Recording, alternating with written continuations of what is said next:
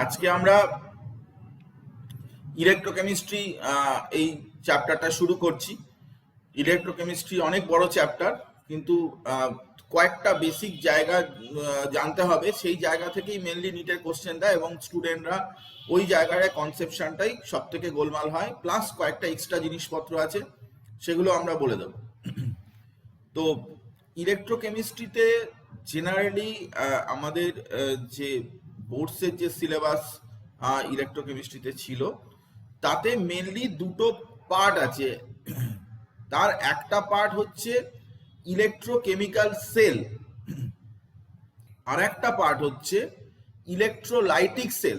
দুটো সেলের মধ্যে কিন্তু ডিফারেন্স আছে। এখানে টোটাল ব্যাপারটা কিন্তু পরিষ্কারভাবে বোঝা যাবে এবং আমি সমস্ত জিনিসটাই এক্সপ্লেন করে দেবো, এবং কোন জায়গা থেকে এই সেলটা প্রডিউসড হলো, কি তার পিছনে ব্যাকগ্রাউন্ডটা রয়েছে, সেসব জিনিসগুলো জেনারেলি আমরা এমনি ক্লাসে বলি না, কিন্তু এখানে সেই ব্যাপারগুলো নিয়ে আমরা আলোচনা করব এবং ভীষণ ভীষণ ইন্টারেস্টিং ব্যাপার। এবং বেসিক আইডিয়াটা ক্লিয়ার হলে দেখবি এখান থেকে যে কোনো কোশ্চেনই আনসার দিতে পারবি। খুবই সোজা, খুবই ইজি ব্যাপার। কিন্তু অক্সিডেশন রিডাকশন এই কনসেপশনটা, বা অক্সিডেশন পোটেনশিয়াল, রিডাকশন পোটেনশিয়াল, এই কনসেপশনটার জায়গা থেকেই কিন্তু বেশিরভাগ জায়গাতেই কোশ্চেন আসে। তো একটু ওই জায়গাটা খেয়াল রাখতে হবে, তাহলেই কিন্তু ব্যাপারটা একদম ঠিকঠাক হয়ে যাবে, কোনো অসুবিধা হবে না। তো ইলেকট্রোকেমিক্যাল সেল 1 আজকে পড়াচ্ছি, পরের দিনকার আমরা 2 এবং ইলেকট্রোকেমিক্যাল সেল নিয়ে ডিসকাস করব। তো কেমিক্যাল সেল বেসিক্যালি কি না, প্রথম কথা হচ্ছে যে ইলেকট্রিসিটি, আমরা যে ইলেকট্রিসিটি সম্পর্কে আমরা জানি, সেটা কিন্তু ভেরিয়াস ফর্মে আমাদের ইলেকট্রিসিটি আমরা দেখতে পাই। ভেরিয়াস ফর্ম মানে থান্ডার বোল্ট হয়, বিদ্যুৎ চমকায়, সেটাও একটা ইলেকট্রিসিটি। সেরকম আমরা যে ব্যাটারি ইউজ করি, সে রিমোটের ব্যাটারি হোক, মোবাইল ফোনের ব্যাটারি হোক, বা কোনো চার্জার ব্যাটারি, কার ব্যাটারি হোক, যাই হোক ব্যাটারি হোক না কেন, সব ক্ষেত্রে কিন্তু we use them as a source of electricity. Even আমরা যে বাড়িতে যে আমরা যে ইলেকট্রিসিটি আমাদের যে আসে, হাউস হোল্ড পারপাসে যে ইলেকট্রিসিটি আসে, সেই ইলেকট্রিসিটি কোল বার্নিং এর ফলে বা টাইডাল এনার্জি, এগুলো আমরা জানি। সেগুলো সব এক একটা form of energy, source of energy. এবং যদি ওয়াটারের মধ্যে আমরা কিছু সল্ট বা অ্যাসিড ইত্যাদি দিয়ে দিই, তার মধ্যে যদি নেগেটিভ পজিটিভ যদি কানেকশন করে দিই, তাহলে সেখানেও কিন্তু ওয়াটারের মধ্যে দিয়েও কিন্তু ইলেকট্রিসিটি ফ্লো করে। তো ইলেকট্রিসিটি ফ্লোর অনেক রকমের প্রসেস রয়েছে।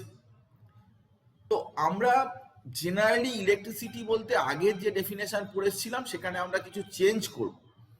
প্রথম কথা হচ্ছে যে ইলেকট্রিসিটি বলতে আমরা আগে সবসময় লিখতাম ফ্লো অফ ইলেকট্রনস, কিন্তু এই ডেফিনেশনটা এখন আর চলবে না। এটা এমনিতে ঠিক আছে, কিন্তু ঘটনাটা হচ্ছে যে ফ্লো অফ ইলেকট্রন বলে কিন্তু আমরা এখানে আর বলতে পারবো না, কারণ ডিফারেন্ট ফর্ম অফ ইলেকট্রিসিটি যেহেতু রয়েছে, তাই আমরা বলবো যে এটা অ্যাকচুয়ালি এখনকার পয়েন্ট অফ ভিউ থেকে বলবো ফ্লো অফ চার্জ। এটাই কিন্তু ভীষণ ভালো হবে। ইলেকট্রিসিটিকে এক কথায় আমি বলবো ফ্লো অফ চার্জ, কারণ সেখানে ইলেকট্রনের ফ্লো হতে পারে, আয়নের ফ্লো হতে পারে। সবসময় যে শুধুমাত্র ইলেকট্রনের ফ্লোই হবে এরকম নয়, প্রাইমারিলি আয়নের ফ্লো হবে, তার ফলে ইলেকট্রনের ফ্লো হবে, আলটিমেটলি কিন্তু চার্জের ফ্লো। কারণ চার্জের ফ্লো বললে সমস্ত ব্যাপারটাকেই টোটালি কনসিডার করা যায়। সেই ইলেকট্রনের ফ্লো কনসিডার করতে পারি, আমরা আয়নের ফ্লোটাকেও কনসিডার করতে পারি। তো এই ব্যাপারটা কিন্তু আমরা প্রথমেই বলে নিলাম যে আমরা কিন্তু পরবর্তীকালে চার্জের ফ্লো হিসাবেই কিন্তু টোটাল প্রসেসগুলোকে দেখব, যাতে আমাদের অনেক কিছু কনসেপশনের সুবিধা হবে। কারণ বেসিক জায়গাগুলো ঠিক করতে পারলে পড়তে সুবিধা হবে।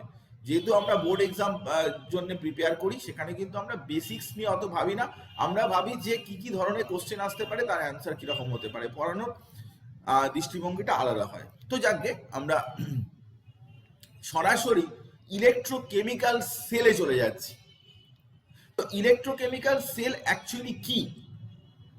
ইলেকট্রোকেমিক্যাল সেল আসলে হচ্ছে কি না, খুব ইজিয়েস্ট ডেফিনেশনে আমি তোকে যাব, কারণ ডেফিনেশন আমাদের লিখতে হবে না, আমাদের কনসেপশনটা জরুরি। এ ডিভাইস, এটা একটা device which converts the chemical energy into electrical energy. Chemical এনার্জিকে ইলেকট্রিক্যাল এনার্জিতে কনভার্ট করবে through redox reaction. Through redox reaction. এখন এখানে তিনটে কথা আছে। এক নম্বর কথা হচ্ছে কেমিক্যাল এনার্জি, দু নম্বর কথা হচ্ছে ইলেকট্রিক্যাল এনার্জি, তিন নম্বর কথা হচ্ছে রেডক্স রিয়াকশন, যার অংশগুলো আমাদেরকে বুঝতে হবে। প্রথম কথা আমি তোকে বলি যে কেমিক্যাল এনার্জি বলতে আমি এখানে কি বুঝি। শুধু ডেফিনেশন জানলে হবে না, কেমিক্যাল এনার্জি বলতে কি বুঝি। দেখ, আমরা এরকম করলাম যে কপার 2+ তোর কাছে রয়েছে, তো তাতে দুটো ইলেকট্রন দিলাম, তো কপার হলো। তো তাহলে কপার 2+ আর দুটো ইলেকট্রন আসা মানে কি, দিস ইজ সামহাউ অ্যাট্রাকশন। কারণ নেগেটিভ এবং পজিটিভ, কপার 2+ হচ্ছে পজিটিভ আর নেগেটিভ হচ্ছে ইলেকট্রনগুলো, তাদের মধ্যে অ্যাট্রাকশন হলে কিন্তু সবসময় এনার্জি কি হবে না, এনার্জি সেখানে এদের এনার্জি কমে যাবে, তার মানে ডান দিকে এনার্জি ইভলিউশন হবে, এনার্জি রিলিজড হবে, এনার্জি বেরিয়ে আসবে। তো তাহলে কপারের মধ্যে দুটো ইলেকট্রন যখন দিচ্ছিস তখন তোর এনার্জি বেরিয়ে আসছে, এনার্জি রিলিজ করছে। এই এনার্জিটাকেই আমরা কি বলবো, এক্স্যাক্টলি এই এনার্জিটাকেই বলবো কেমিক্যাল এনার্জি। তাহলে যতখানি এনার্জি রিলিজড হবে, বা ধর তুই কোথাও ইলেকট্রন বের করছিস, জিঙ্ক থেকে দুটো ইলেকট্রন বের করছিস, তাহলে সেখানেও কিন্তু তোকে কিন্তু এনার্জি রিলিজড হবে না, এনার্জি গিভেন, সেটাও কিন্তু যে এনার্জিটা গিভেন হচ্ছে সেটাও হচ্ছে কি না কেমিক্যাল এনার্জি।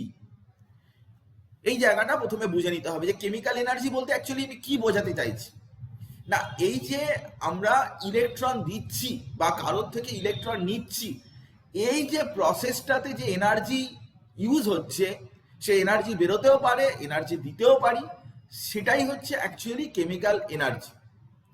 এখন এই কেমিক্যাল এনার্জি, যে এনার্জিটা আমি বেরিয়ে আসছেই ধরলাম, নেট এনার্জি বেরিয়ে আসতে হবে, তাকে আমরা কি করব না ইলেকট্রিক্যাল এনার্জিতে কনভার্ট করব। ইলেকট্রিক্যাল এনার্জি মানে কি, ইলেকট্রিক্যাল এনার্জি আগেই আমি বলেছি যে চার্জের ফ্লো।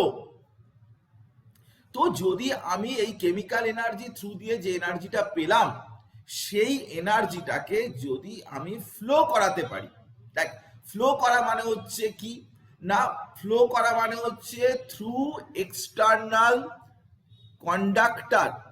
ফ্লো করা মানে হচ্ছে, ফ্লো কথাটার মানে আছে, ফ্লো মানে হচ্ছে পাসেস থ্রু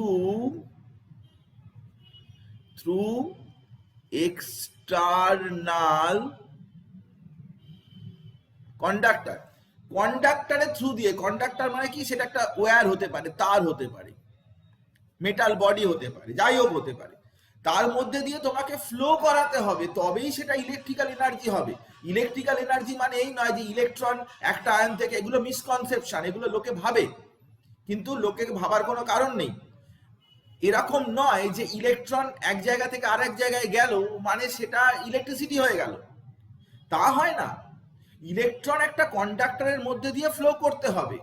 সেই জন্যে যখনই কেউ বলে যে electricity is nothing but flow of electron, তা ফ্লো কথাটার মানে কি, ফ্লো কথাটার মানে এই নয় যে এক জায়গা থেকে আরেক জায়গায় যাওয়া। তাহলে তো যখন রিয়াকশন হয়, কেমিক্যাল রিয়াকশন হয়, তখনও তো কেউ সোডিয়াম একটা ইলেকট্রন দিচ্ছে, ক্লোরিনের কাছে যাচ্ছে, তো Na+Cl- হচ্ছে আয়নিক বন্ড হচ্ছে, ওখানে কি ইলেকট্রিসিটি ফ্লো হচ্ছে না।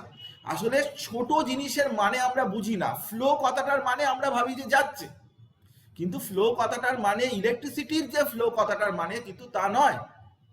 ইলেকট্রিসিটি ফ্লো কথাটার মানে হচ্ছে কোন কন্ডাক্টরের থ্রু দিয়ে তাকে মুভ করতে হবে, মানে একটা তার বা একটা মেটাল তার থ্রু দিয়ে। তুমি যখন সোডিয়াম থেকে একটা ইলেকট্রন যখন ক্লোরিনকে দিচ্ছ, সোডিয়াম থেকে একটা ক্লোরিনকে দিচ্ছ, Na+Cl- হচ্ছে, এটা কি, এটাও তো ইলেকট্রনের ফ্লো, এটাও তো ইলেকট্রন এক জায়গা থেকে আরেক জায়গায় যাচ্ছে, সোডিয়ামের কাছ থেকে ক্লোরিনের কাছে যাচ্ছে। এটা কি ইলেকট্রিসিটি? না। কেন ইলেকট্রিসিটি নয়? ওয়াই? এটা তো ইলেকট্রনের ফ্লো।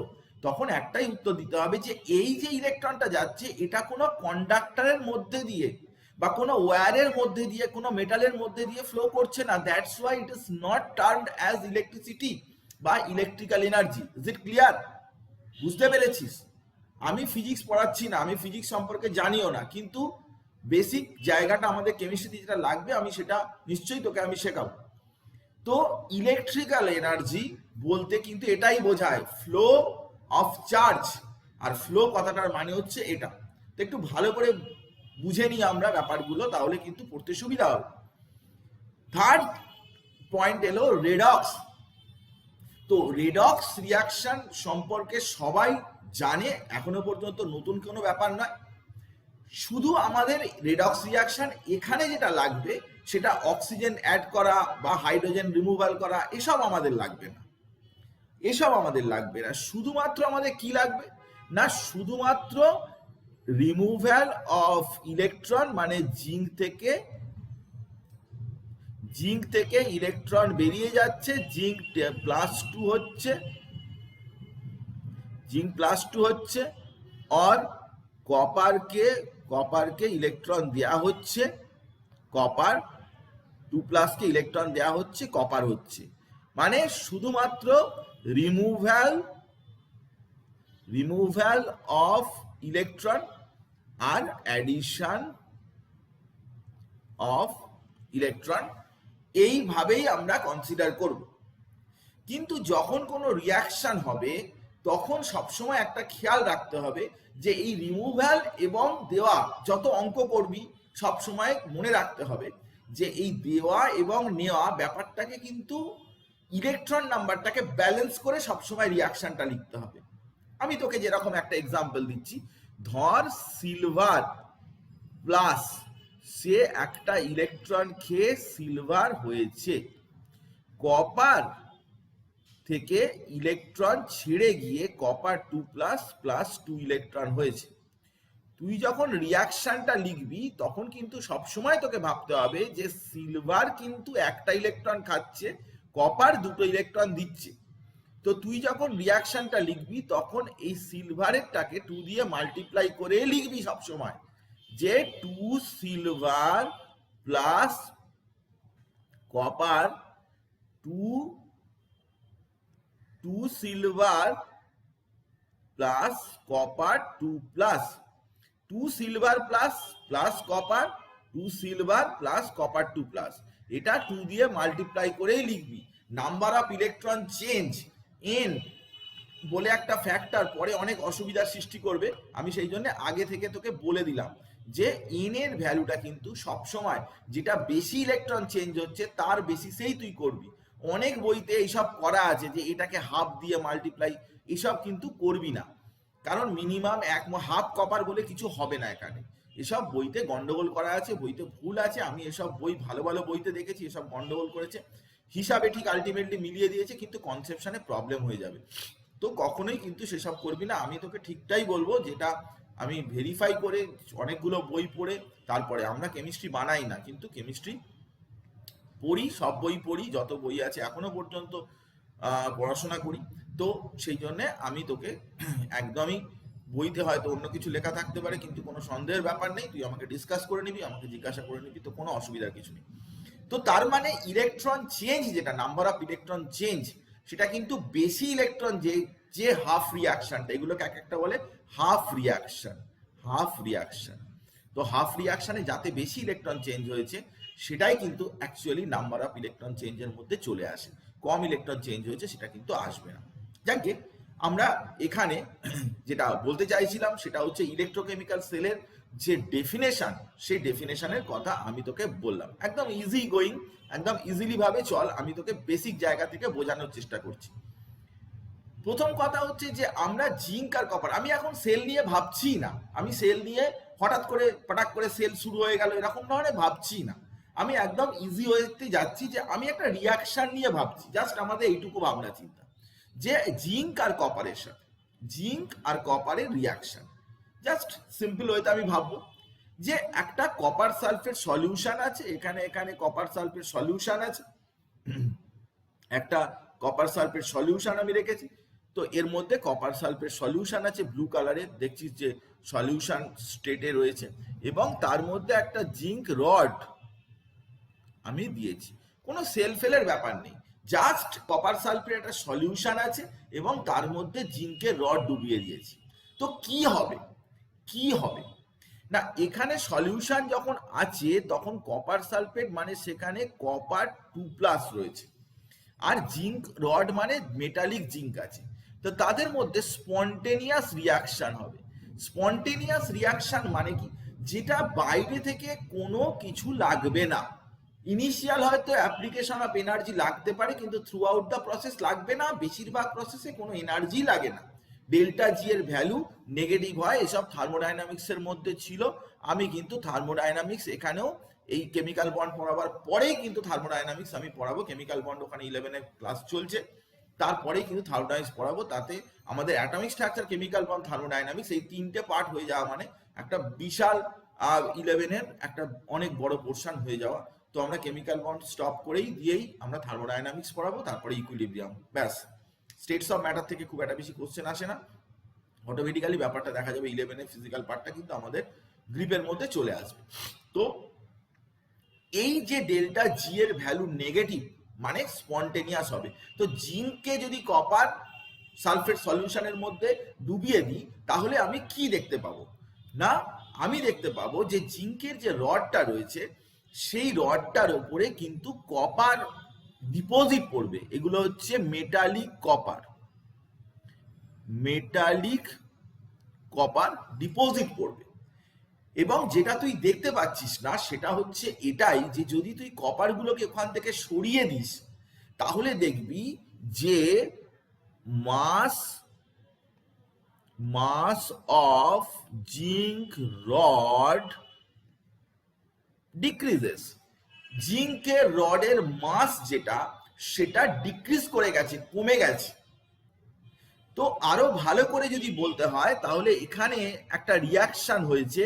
সেই রিয়াকশনটা কি হয়েছে না, এখানে যে রিয়াকশন হয়েছে সেই রিয়াকশনটাতে জিঙ্ক সে দুটো ইলেকট্রন ছেড়ে দিয়ে জিঙ্ক 2+ হয়ে চলে এসছে, এবং কপার 2+ যেটা কপার সালফেটে ছিল সেটা দুটো ইলেকট্রন খেয়ে কপার হয়েছে। তাই একটা জিঙ্কের রডটা যেটা ছিল সেখান থেকে জিঙ্ক +2 কন্টিনিউয়াসলি চলে আসার ফলে এই রডটা কিন্তু দেখা যাচ্ছে যে এই রডটা কিন্তু এরকম করে ক্ষয়ে টাইপের গেছে, এই জায়গাটা কিন্তু জিঙ্ক +2 নেই। এবং তার উপরে কিন্তু কপার এরকম ভাবে, আচ্ছা কপারটা ব্রাউন কালার করাই ভালো, কারণ কপার সালফেট তো নয়, কপারটা আমরা একটু ব্রাউনিশ কালার করে দিচ্ছি। এর উপরে কপার গিয়ে এর উপরে জমা হয়েছে, এটা হচ্ছে মেটালিক কপার জমা হয়েছে। তাহলে রিয়াকশনটা কি হয়েছে না, জিঙ্ক দুটো ইলেকট্রন ছেড়ে দিয়েছে এবং কপার সেই দুটো ইলেকট্রন নিয়েছে, কপার 2+ দুটো ইলেকট্রন নিয়েছে। এই রিয়াকশন হওয়ার জন্য কি কোনো এনার্জি লেগেছে? অ্যান্সার ইজ নো, কোনো এনার্জি লাগেনি। আমি জাস্ট একটা কপার সালফেট সলিউশনের মধ্যে একটা জিঙ্ক রড ডুবিয়ে দিয়েছি। কিছুক্ষণ বাদে আমি এই জিনিসটা দেখছি, কিছুক্ষণ বাদে মানে কতক্ষণ, আমি নিজে এক্সপেরিমেন্ট করেছি। 35 মিনিট থেকে 40 মিনিট সময় লাগে একটা এই রিয়াকশন মোটামুটি তুই চোখের দেখা চেঞ্জ হচ্ছে এটা বুঝতে। তো ন্যাচারালি খুবই স্পন্টেনিয়াস রিয়াকশন, ইজিলি রিয়াকশনটা হচ্ছে, কোনো চাপের ব্যাপার নেই। তো আমরা যদি এই রিয়াকশনটাকে মলিকিউলার লেভেলে দেখি তাহলে কি দেখব? তো মলিকিউলার লেভেলে যখন আমরা দেখব সেখানে দেখ যে জিঙ্ক কিন্তু এখান থেকে দুটো ইলেকট্রন ছেড়ে দিয়েছে এবং কপার দুটো ইলেকট্রন নিয়েছে। এটা আমি একটা সেল বানিয়েছি, কিন্তু আমরা ইনিশিয়ালি সেল বানাচ্ছি না। আমি এখন সেল না বানিয়ে আমি শুধু জিঙ্ক এবং কপার একই সাথে আছে সেটা তোকে দেখানোর চেষ্টা করছি। এইখানে দেখ জিঙ্ক ছিল, সে এখান থেকে কিন্তু জিঙ্ক বেরিয়ে চলে গেছে, জিঙ্ক 2+ এবং তার দুটো ইলেকট্রন এখানে রয়েছে। কপার কি করেছে না, সেই ইলেকট্রন নিয়েছে, নিয়ে কিন্তু কপার হয়ে কিন্তু এখানে জমা পড়ে গেছে। এর গায়েতে একের পর এক কপার জমা পড়েছে। তার মানে জিঙ্কের রডের উপরে কপারের মেটালটার একটা ডিপোজিশন হয়েছে এবং এখানে ইলেকট্রনের মুভমেন্টও হয়েছে, ইলেকট্রনের মুভমেন্টও কিন্তু হয়েছে, কেমিক্যাল এনার্জি হয়েছে, এখানে ইলেকট্রনেরও মুভমেন্ট হয়েছে। কেমিক্যাল এনার্জি কেন হয়েছে? না জিঙ্ক থেকে ইলেকট্রন বেরোচ্ছে, এ তো কেমিক্যাল এনার্জি এখানে ইউজ করতে হয়েছে, বা কপার ইলেকট্রন খাচ্ছে, এখানে তো কেমিক্যাল এনার্জি তো এখানে কাজে লাগছে। তো ইলেকট্রন দেওয়া খাওয়াতে তো কেমিক্যাল এনার্জি লাগে, কেমিক্যাল এনার্জি তো লাগে, এটা কথাটা আগেই বলেছি। তাহলে এখানে কেমিক্যাল এনার্জিও হচ্ছে, আবার ইলেকট্রন মুভমেন্ট হচ্ছে, ইলেকট্রন মুভমেন্ট হচ্ছে, ইলেকট্রনের মুভমেন্ট হচ্ছে। কেন মুভমেন্ট হচ্ছে? না জিঙ্কের কাছ থেকে ইলেকট্রনটা কপার 2+ এর দিকে আসছে, তাহলে ইলেকট্রনিক মুভমেন্টও হচ্ছে। কিন্তু এখানে কি কারেন্টের ফ্লো হচ্ছে? এখানে কি চার্জের ফ্লো হচ্ছে? অ্যান্সার ইজ নট, চার্জের কোনো ফ্লো হচ্ছে না। কেন হচ্ছে না? না এই যে ইলেকট্রন, এটা কোনো মেটালিক কন্ডাক্টরের মধ্যে দিয়ে পাস করছে না। যেহেতু কোনো মেটালিক কন্ডাক্টরের মধ্যে দিয়ে পাস করছে না, তাই এই কেমিক্যাল রিয়াকশনটা কিন্তু কখনোই ইলেকট্রনের ফ্লো দিচ্ছে বলে আমি বলতে পারবো না। এটা একটা সিম্পলি কেমিক্যাল রিয়াকশন হচ্ছে বলে আমি বলতে পারি। এবার একে মডিফাই করব, আমি একে চেঞ্জ করব, চেঞ্জ করে এই আইডিয়াটাকেই আমি সেলের মধ্যে প্লেস করে দেবো। তাহলেই আমার মজাদার ব্যাপারটা হয়ে যাবে, যে রিয়াকশনটা আমি একসাথে কপার আর জিঙ্কের সাথে করছিলাম, সেটাকে আমি এমনভাবে রিয়াকশনটাকে এক্সিকিউট করব যাতে করে একটা সেল তৈরি হয় এবং ইলেকট্রনটা কোনো ওয়্যারের মধ্যে দিয়ে চার্জটা ফ্লো করতে থাকে, যাতে করে আমি ইলেকট্রিক্যাল এনার্জি ওখান থেকে পাবো। কারণ যতক্ষণ না ফ্লো করবে ইলেকট্রিক্যাল এনার্জি আমি পাবো না। তো কত সুন্দর ব্যাপার, দেখ কত ইন্টারেস্টিং ব্যাপার ছিল। একটা কেমিক্যাল রিয়াকশন জিঙ্কের সাথে কপার সালফেটের, সেটাকে করে দিলাম সেল। কিভাবে? দেখ কিভাবে না, এই স্পন্টেনিয়াস রিয়াকশনটা দিয়েই ইলেকট্রোকেমিক্যাল সেল বানানো হবে। কিভাবে না, দেখ এখানে জিঙ্কের রডটাকে আমি ডুবিয়ে দিয়েছি একটা সলিউশনের মধ্যে, এটা জিঙ্ক সালফেট সলিউশন। এখন প্রশ্ন হচ্ছে যে আমি কেন জিঙ্ক সালফেট, আমি প্রত্যেকটা পাই টু পাই জিনিস নিয়ে আলোচনা করব। যে জিনিসগুলো তুই জানিস না, আমি শিওর তুই জানিস না, আমি সেটা নিয়ে আলোচনা করব। তো সব জায়গায় লেখা আছে জিঙ্ককে জিঙ্ক সালফেটের মধ্যে ডোবাতে হবে, কেন জলের মধ্যে নয়? কেন কেন জিঙ্ক সালফেট জিঙ্কে, কেন জিঙ্ককে আমি অ্যালুমিনিয়াম সালফেটের মধ্যে ডোবাবো না? কেন লেখা আছে ডোবাতে হবে, কেন নেই? আমি তোকে বলছি কেন সেই জিনিসটা। আগে তুই শুনে নে যে আমরা কি করেছি। না জিঙ্ক আর জিঙ্ক সালফেট নিয়েছি এবং কপার আর কপার সালফেট সলিউশন নিয়েছি। নিয়ে আমি কি করেছি না এক্সটার্নাল সার্কিটে এরকম তার দিয়ে আটকে দিয়েছি। তাহলে কি হবে না আগেও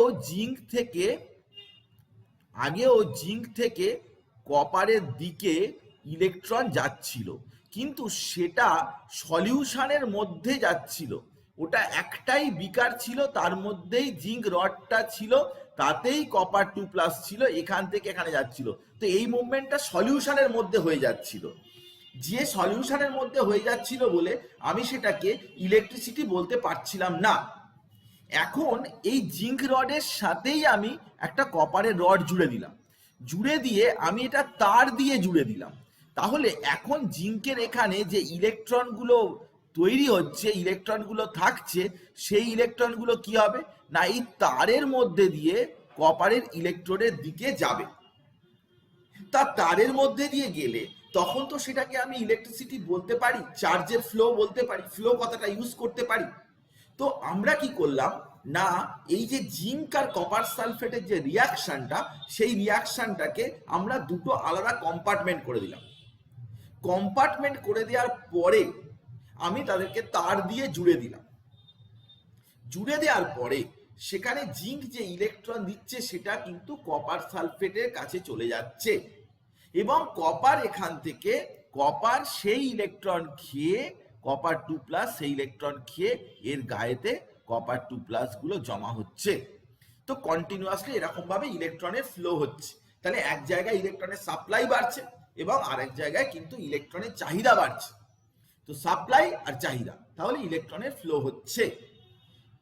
তো বেসিক ব্যাপারটা হচ্ছে এটাই যে জিঙ্ক কিন্তু সে ইলেকট্রন যখন দিচ্ছে তখন সেই ইলেকট্রনটা কিন্তু একটা পোটেনশিয়াল ডিফারেন্স, মানে জিঙ্ক আর কপার ইলেকট্রনের মধ্যে একটা পোটেনশিয়াল ডিফারেন্স থাকছে, এক জায়গায় ইলেকট্রন বেশি এক জায়গায় কম, তার ফলে একদিক থেকে আরেক দিকে ইলেকট্রনের ফ্লো হচ্ছে, যেটা কিনা কারেন্টের যে ফ্লো তার উল্টো দিকে। কারণ কনভেনশনাল যে কারেন্ট সেটা বলা হয় যে যেদিকে ইলেকট্রনের ফ্লো হয় তার উল্টো দিকে কনভেনশনাল কারেন্ট যায়, এটাই কনভেনশন, ফিজিক্সের যে কনভেনশন সেটাই। তাহলে একবার পরিষ্কার করে দেখে নিই যে বিষয়টা কি হচ্ছে। বিষয়টা হচ্ছে যে জিঙ্ক সে বেশি ইলেকট্রো পজিটিভ, মোর ইলেকট্রো পজিটিভ, তাহলে সে কিন্তু ইলেকট্রন ছেড়ে জিঙ্ক +2 হচ্ছে। আর কপার সে কিন্তু লেস ইলেকট্রো পজিটিভ, সে ইলেকট্রন খেয়ে কপার হচ্ছে। এখন প্রশ্ন হচ্ছে যে জিঙ্কের সাথে আমি জিঙ্ক 2+ রাখবো কেন? জিঙ্কের সাথে 1 মিনিট দাঁড়া, আমি দরজাটা খুলে আসি।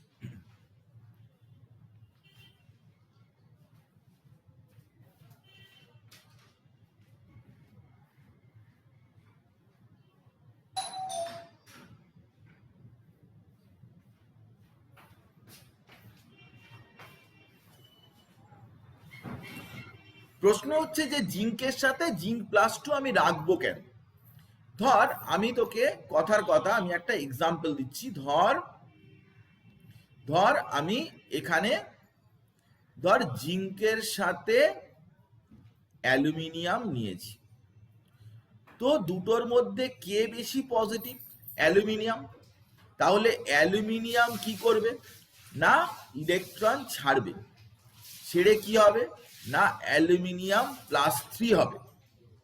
এবারে যে এই তিনটে ইলেকট্রন এ কে নেবে না জিঙ্কের সাথে যদি করি তাহলে তো জিঙ্ক নেবে না, তাহলে সে কে নেবে না জিঙ্ক 2+, কিন্তু এই দুটো ইলেকট্রন নেবে, নিয়ে কিন্তু জিঙ্কে কনভার্টেড হবে।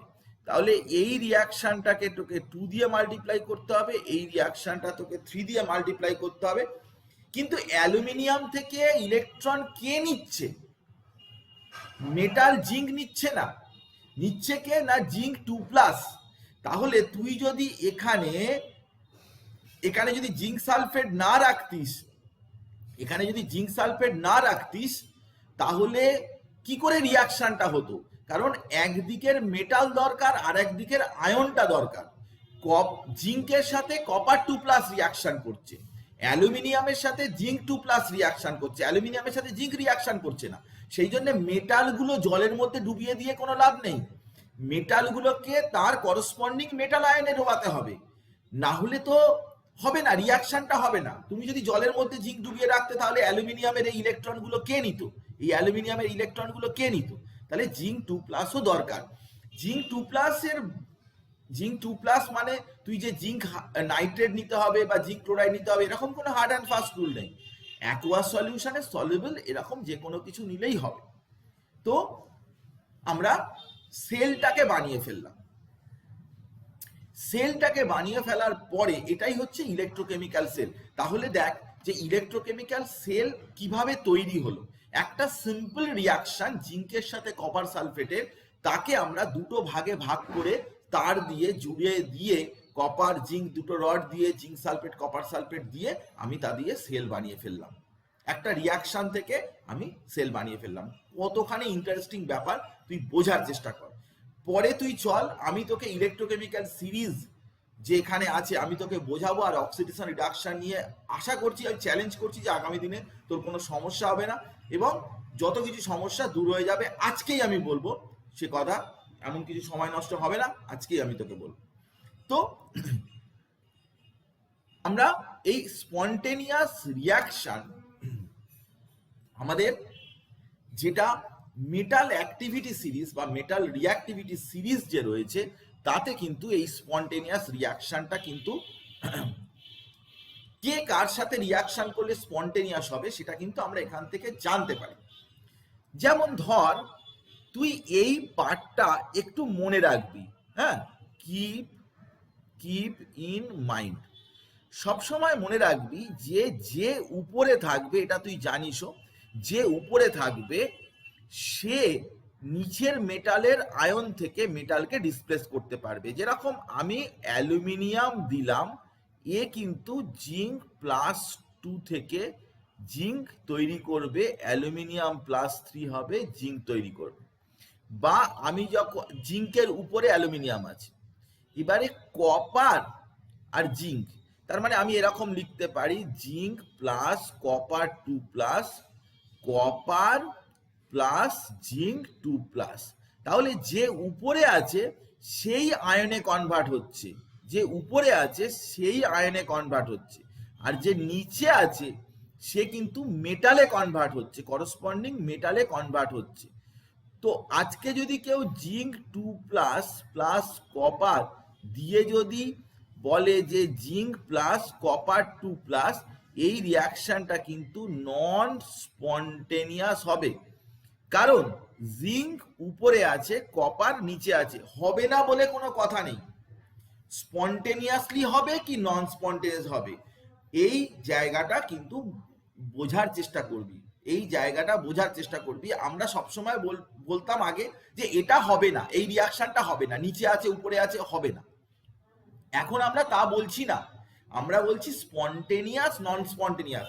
যে কোনো রিয়াকশনকেই উল্টো দিকে নিয়ে যাওয়া যায়। তুই এনার্জি দিয়ে এক্সটার্নাল কোনো অ্যাপ্লিকেশন অফ এনার্জি সেগুলো করে কিন্তু যে কোনোভাবেই তুই উল্টো দিকে নিয়ে আসতে পারিস, কোনো প্রবলেমের কিছু নেই। রিয়াকশন সবসময় নিয়ে আসা যাবে, স্পন্টেনিয়াসলি হচ্ছে না নন স্পন্টেনিয়াসলি হচ্ছে, দিস মেক্স দ্য ডিফারেন্স। এটাই ডিফারেন্স ক্রিয়েট করে। কিন্তু হবে না বলে কোনো কথা নেই, সব কিছুই হবে, হতে বাধ্য। সেটা এনার্জি কতখানি অ্যাপ্লাই করছো, বা এমন এনার্জি দরকার সেটা কি নর্মাল প্রসেসে দেওয়া সম্ভব, এই ফ্যাক্টরগুলো কাজ করছে। তো আমরা মেটাল অ্যাক্টিভিটি যে সিরিজ, সেই সিরিজে যে উপরে রয়েছে সে সব সময় কি করবে না নিচের কোনো আয়নকে মেটালে কনভার্ট করবে। অ্যালুমিনিয়াম জিঙ্ক প্লাস 2 থেকে জিঙ্ক করতে পারে, কিন্তু জিঙ্ক কখনোই অ্যালুমিনিয়াম প্লাস 3 থেকে অ্যালুমিনিয়াম করতে পারে না। যেরকম জিঙ্ক কপার 2 প্লাস থেকে কপার করতে পারে, কিন্তু কপার জিঙ্ক 2 প্লাস থেকে জিঙ্ক করতে পারে না। তো নিচের মেটালটা সিলভার গোল্ড এদের আয়নগুলো কখনোই কিন্তু তার করসপন্ডিং মেটালে কনভার্ট হয়ে যায়, উপরে যে কোনো মেটাল সেগুলো দিয়ে কনভার্ট হয়ে যায়। 1 মিনিট দাঁড়ান। হ্যালো, হ্যাঁ বলছি।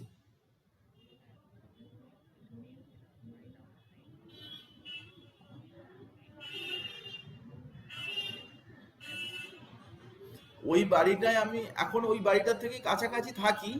হ্যাঁ, ওই ওখানে করোনা ফরোনা হয়েছিল বলে ওই জায়গাটা আর কি আমরা কিছুদিনের জন্য অ্যাভয়েড করেছি আর কি, বুঝতে পেরেছেন, মানে ওই লেনেতে আর কি হয়েছিল, এখন না বেশ কিছুদিন আগে হয়েছিল। তো আমাদের একটা ফ্ল্যাট ছিল ওই একটু সেনাটি 5 মাথার মোড়টা, ওইখানেতেই আপাতত এখন থাকি আর কি।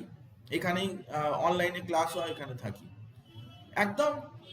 হ্যাঁ, 5 মাথার মোড়টায় দেখবেন সোনারতরী বলে একটা ফ্ল্যাট আছে, ওর মানে লিফটে উঠে 3 টিপলেই হবে, একদম সামনে, বা মানে লিফটের সামনে, থার্ড ফ্লোরে। হ্যাঁ, সোনারতরী ফ্ল্যাট, একদম সেনাটি 5 মাথার মোড়টাতেই এলেই দেখতে পাবেন G+4 যে ফ্ল্যাটটা, ওটা।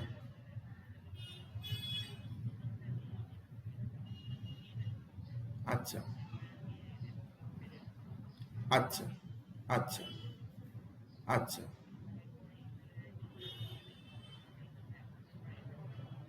হ্যাঁ হ্যাঁ, এনরোলমেন্ট হচ্ছে এখন তো, সবই ধরুন অনলাইন হিসাবেই এনরোলমেন্ট করা হচ্ছে।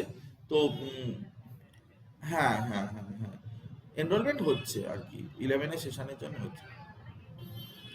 হ্যাঁ, এখানে একটু আপনি চলে আসবেন, আপনি যখন আসবেন আমাকে একটু ফোন করবেন, আমি আপনাকে যদি ডাইরেকশনে অসুবিধা হয় আমি আপনাকে বলে দেবো, কোনো অসুবিধা নেই। ঠিক আছে। হ্যাঁ হ্যাঁ। হুম, ঠিক আছে, কোনো অসুবিধা নেই। হুম হুম।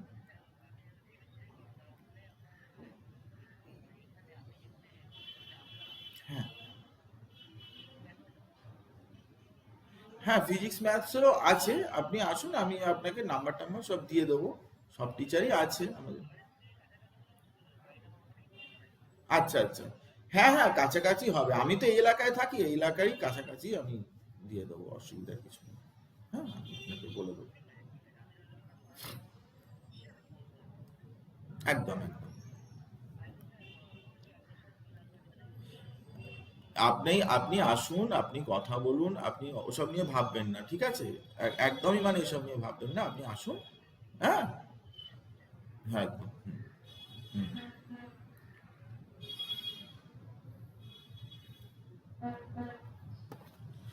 তো নন স্পন্টেনিয়াস রিয়াকশন হবে স্পন্টেনিয়াস স্পন্টেনিয়াস রেডক্স রিয়াকশন দিয়ে মেটাল অ্যাক্টিভিটি সিরিজ থেকে স্পন্টেনিয়াস রেডক্স রিয়াকশন আমরা করতে পারি। আমি একটা তোকে এই রিলেটেড একটা নিটের কোশ্চেন আমি তোকে দেখাচ্ছি, দেখ। খুব সিম্পল ব্যাপার, আমি আশা করছি যে তুই আনসার দিতে পারবি আমাদের আলোচনা থেকে। Without losing its concentration zinc plus 2 zinc ZnCl2 solution can not be kept in contact with gold, aluminium, lead and silver. Option কি হবে আমাকে বল। ডি। একদম ঠিক বলেছে মেঘনা, কোনো অসুবিধার কিছু নেই, কারণ আমরা এতক্ষণে জেনে গেছি যে অ্যালুমিনিয়ামের কন্ট্যাক্টে রাখলে কিন্তু জিঙ্ক প্লাস 2, এটা কিন্তু যখন তখন অ্যালুমিনিয়াম আর জিঙ্ক ZnCl2 মানে জিঙ্ক প্লাস 2, তাহলে এই রিয়াকশন আগেও লিখেছিলাম, অ্যালুমিনিয়াম প্লাস 3 প্লাস জিঙ্কে কনভার্ট হবে, তাই এর কন্ট্যাক্টে রাখা যাবে না। তো এরকম ধরনের খুব সিম্পল টাইপের কোশ্চেন, কনসেপশন ডেভেলপ, আমি কোশ্চেন পেপার স্টাডি করেছি এবং তাতে যে কনসেপশনগুলো জরুরি সেই কনসেপশনগুলোই আমি তোকে বলবো অ্যালুমিনিয়াম জিঙ্কের উপরে আছে। জাস্ট হালকা করে এই ইলেকট্রোকেমিক্যাল সিরিজটা আমি বারে বারে ইলেকট্রোকেমিক্যাল সিরিজটা তোকে দেখাতে থাকবো, তাই দেখতে দেখতে দেখতে দেখতে একটু মনে থেকে যাবে। আর আমাদের যে মেটাল অ্যাক্টিভিটি সিরিজের যে মানে ইলেকট্রোড পোটেনশিয়াল সিরিজ যেটা, সেই পোটেনশিয়াল সিরিজে আরো একটু বেশি আছে, তো সেটা সব বইতেই ওই ইলেকট্রোড পোটেনশিয়ালটা রয়েছে, সেটা নিয়ে আমি একটু বাদে কথা বলছি। তো ইলেকট্রোকেমিক্যাল সেল আমাদের এখন তৈরি হয়ে গেছে, ইলেকট্রোকেমিক্যাল সেল রেডি। তো ইলেকট্রোকেমিক্যাল সেল ডেফিনেটলি একটা ভোল্টা বানিয়েছিলেন সেই সেল, এবং এইটা দিয়েই বানিয়েছিলেন, সেটা দেখতে পাচ্ছি যেখানে হচ্ছে জিঙ্কের একটা রড আছে, এখানে কপারের রড আছে, কপার সালফেট সলিউশন আছে, মাঝখানে এটা আছে সল্ট ব্রিজ, এটা নিয়ে আমি একটু বাদে বলছি।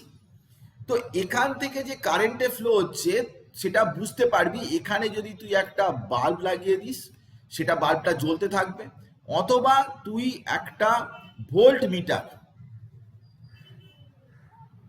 ভোল্ট মিটার সেটা দিয়েও কিন্তু পোটেনশিয়াল ডিফারেন্সটা তুই মেজার করতে পারিস, ভোল্টেজের ডিফারেন্সটা যেটা ক্যাথোড অ্যানোডের মধ্যে যে ডিফারেন্সটা সেটাও কিন্তু তুই মেজার করতে পারিস। ক্যাথোড অ্যানোড নিয়ে আমি পরে বলছি, আমি একটু ডিটেলে যাচ্ছি, তো প্রথম ক্লাসটা একটু সময় লাগছে। তো এটা বেসিক জায়গাটা ক্লিয়ার করলে দেখবি পরে হু করে নামস ইকুয়েশন বুঝতে পারবি। তো আমরা কি কি টার্ম এর সাথে রিলেটেড, মানে এখানে কি কি রিলেটেড টার্ম আছে সেগুলো একবার দেখে নিই। রিলেটেড টার্মটা সবসময় একটা জিনিস মনে রাখবি, সেটা হচ্ছে যে আমাদের যে ইলেকট্রোড, এই ইলেকট্রোডটা কিন্তু খুব এখানে ইম্পর্টেন্ট ব্যাপার। ইলেকট্রোড লেফটে থাকবে সবসময় অ্যানোড, তো নিয়মটা হচ্ছে, আর রাইটে থাকবে ক্যাথোড। নিয়মটা আমি তোকে বলে দিই, নিয়মটা যেটা আছে আমি তোকে বলে দিই, ইউপ্যাক যে সিস্টেম আছে সেটা আমি তোকে বলে দিই। ইউপ্যাক সিস্টেম হচ্ছে এটাই যে ক্যাথোড তাকেই বলা হবে, ক্যাথোড তাকেই বলা হবে হোয়ার রিডাকশন অকার্স, যেখানে রিডাকশন হবে সেখান তাকেই বলে ক্যাথোড, আর অ্যানোড তাকেই বলা হবে হোয়ার অক্সিডেশন অকার্স। এই কথাটা মনে রাখবি। নেগেটিভ পজিটিভ কিন্তু অ্যানোড ক্যাথোড বদলে যায়, যে পজিটিভটা ক্যাথোড নেগেটিভটা অ্যানোড, এসব জিনিস কিন্তু বদলে যায়, এই ডেফিনেশনে কিন্তু চলবে না। তোকে আমি যেটা বললাম তুই সেটাই মানবি, সেটা হচ্ছে যেখানে রিডাকশন হবে সেখানেই হচ্ছে ক্যাথোড, আর যেখানে অক্সিডেশন হবে সেটাই হচ্ছে অ্যানোড। এখানে জিঙ্ক ইলেকট্রন ছেড়ে দিচ্ছে, মানে জিঙ্ক 2+ হচ্ছে, দিস ইজ অক্সিডেশন, তাই এখানে জিঙ্কের ইলেকট্রোডটা কিন্তু অক্সিডেশন ইলেকট্রোড বা অ্যানোড। কিন্তু কপারের ইলেকট্রোডটা কপার 2+, ওখানে কিন্তু দুটো ইলেকট্রন খেয়ে কপার হয়ে জমা হচ্ছে, তাহলে প্লাস ইলেকট্রন মাইনাস ইলেকট্রন মানে অক্সিডেশন, প্লাস ইলেকট্রন মানে রিডাকশন, সেটা ক্যাথোডে এই জিনিসটা হচ্ছে। তো সেই জন্যে রাইট হ্যান্ড সাইডের যে ইলেকট্রোড, কপারের ইলেকট্রোড, সেটা হচ্ছে ক্যাথোড। এখন জিঙ্কের ইলেকট্রোডই যে সবসময় অ্যানোড হবে, কপার ইলেকট্রোড যে ক্যাথোড হবে, এমন কোনো হার্ড অ্যান্ড ফাস্ট রুল নেই। ডিপেন্ড করছে যে ইলেকট্রোকেমিক্যাল সিরিজে কে উপরে আছে। যে উপরে থাকবে সে হবে অ্যানোড। অ্যানোড সেই হবে metal placed above electrochemical series. Electrochemical সিরিজে যে উপরে রয়েছে সেই হবে অ্যানোড। যেরকম ধর জিঙ্ক আর কপারের মধ্যে কে উপরে আছে? জিঙ্ক উপরে আছে, তাহলে জিঙ্ক হবে অ্যানোড আর কপার হবে ক্যাথোড। অ্যালুমিনিয়াম আর জিঙ্ক যদি নিয়ে নিস তাহলে কি হবে? অ্যালুমিনিয়াম উপরে আছে, অ্যালুমিনিয়াম তখন হয়ে যাবে অ্যানোড, জিঙ্ক তখন হয়ে যাবে ক্যাথোড। কপার আর সিলভার নিচে আছে, তা সিলভার হবে ক্যাথোড, কপার হবে তখন অ্যানোড। তো অ্যানোড ক্যাথোড এটাই হবে এরকম ভাবে, বা তোমার খুশি মতো তুমি করতে পারছো না। যার সাথে কম্বিনেশন করছো তার উপরে ডিপেন্ড করবে যে কে অ্যানোড হবে এবং কে ক্যাথোড হবে। সেটা ইলেকট্রোকেমিক্যাল সিরিজ তো তুই দেখলেই বুঝতে পারবি যে উপরে আছে, কারণ যে উপরে আছে সেই হয় বেশি পজিটিভ, সে ইলেকট্রন ছাড়ে, মানে তার অক্সিডেশন হয়। আর যে নিচে থাকে তাকে ইলেকট্রন খেতে হয়, সে কম পজিটিভ, সে ইলেকট্রন খাবে, সেই জন্য সে হবে কিন্তু সবসময় ক্যাথোড। মনে রাখবি, ছোট ছোট কথাবার্তা, বেশি হাইফাই জিনিস পড়তে হবে না, ছোট ছোট কথাবার্তা কিন্তু ইম্পর্টেন্ট রোল প্লে করবে। ইলেকট্রোলাইট কে হবে? ইলেকট্রোলাইট সাধারণত ওয়াটার সলিউবল এবং 1 মোলার কনসেন্ট্রেশনের কোনো ওয়াটার সলিউবল কমন ইলেকট্রোলাইট, মানে জিঙ্ক থাকলে জিঙ্ক সালফেট বা জিঙ্ক নাইট্রেট বা জিঙ্ক ক্লোরাইড এরকম ধরনের কিছু হবে। কপার থাকলে copper sulphate, copper nitrate, copper chloride. Copper carbonate হবে না, কপার কার্বনেট কিন্তু অ্যাকোয়াস সলিউশনে সলিউবল নয়। এগুলো সব অ্যাকোয়াস স্টেটেই, কিন্তু এটা অ্যাকোয়াস স্টেটেই কিন্তু কনসিডার করা হচ্ছে। তো সেই জন্য ইলেকট্রোলাইট কিন্তু অ্যাকোয়াসই হবে, জলে সলিউশন করা হিসাবেই বলা হবে। নেক্সট থিং হচ্ছে কি না, হাফ সেল। এই প্রত্যেকটা পার্ট মানে কি না, অ্যানোড আর তার কমন ইলেকট্রোলাইট, ক্যাথোড আর তার কমন ইলেকট্রোলাইট, এগুলো হচ্ছে সবই জিঙ্ক সালফেট, কপার সালফেট, এগুলো হচ্ছে এক একটা হাফ সেল, এদেরকে বলে হাফ সেল। তো হাফ সেল পোটেনশিয়াল বের করা এইসব হেনাতানা আছে, টার্মিওলজি জানতে হয়।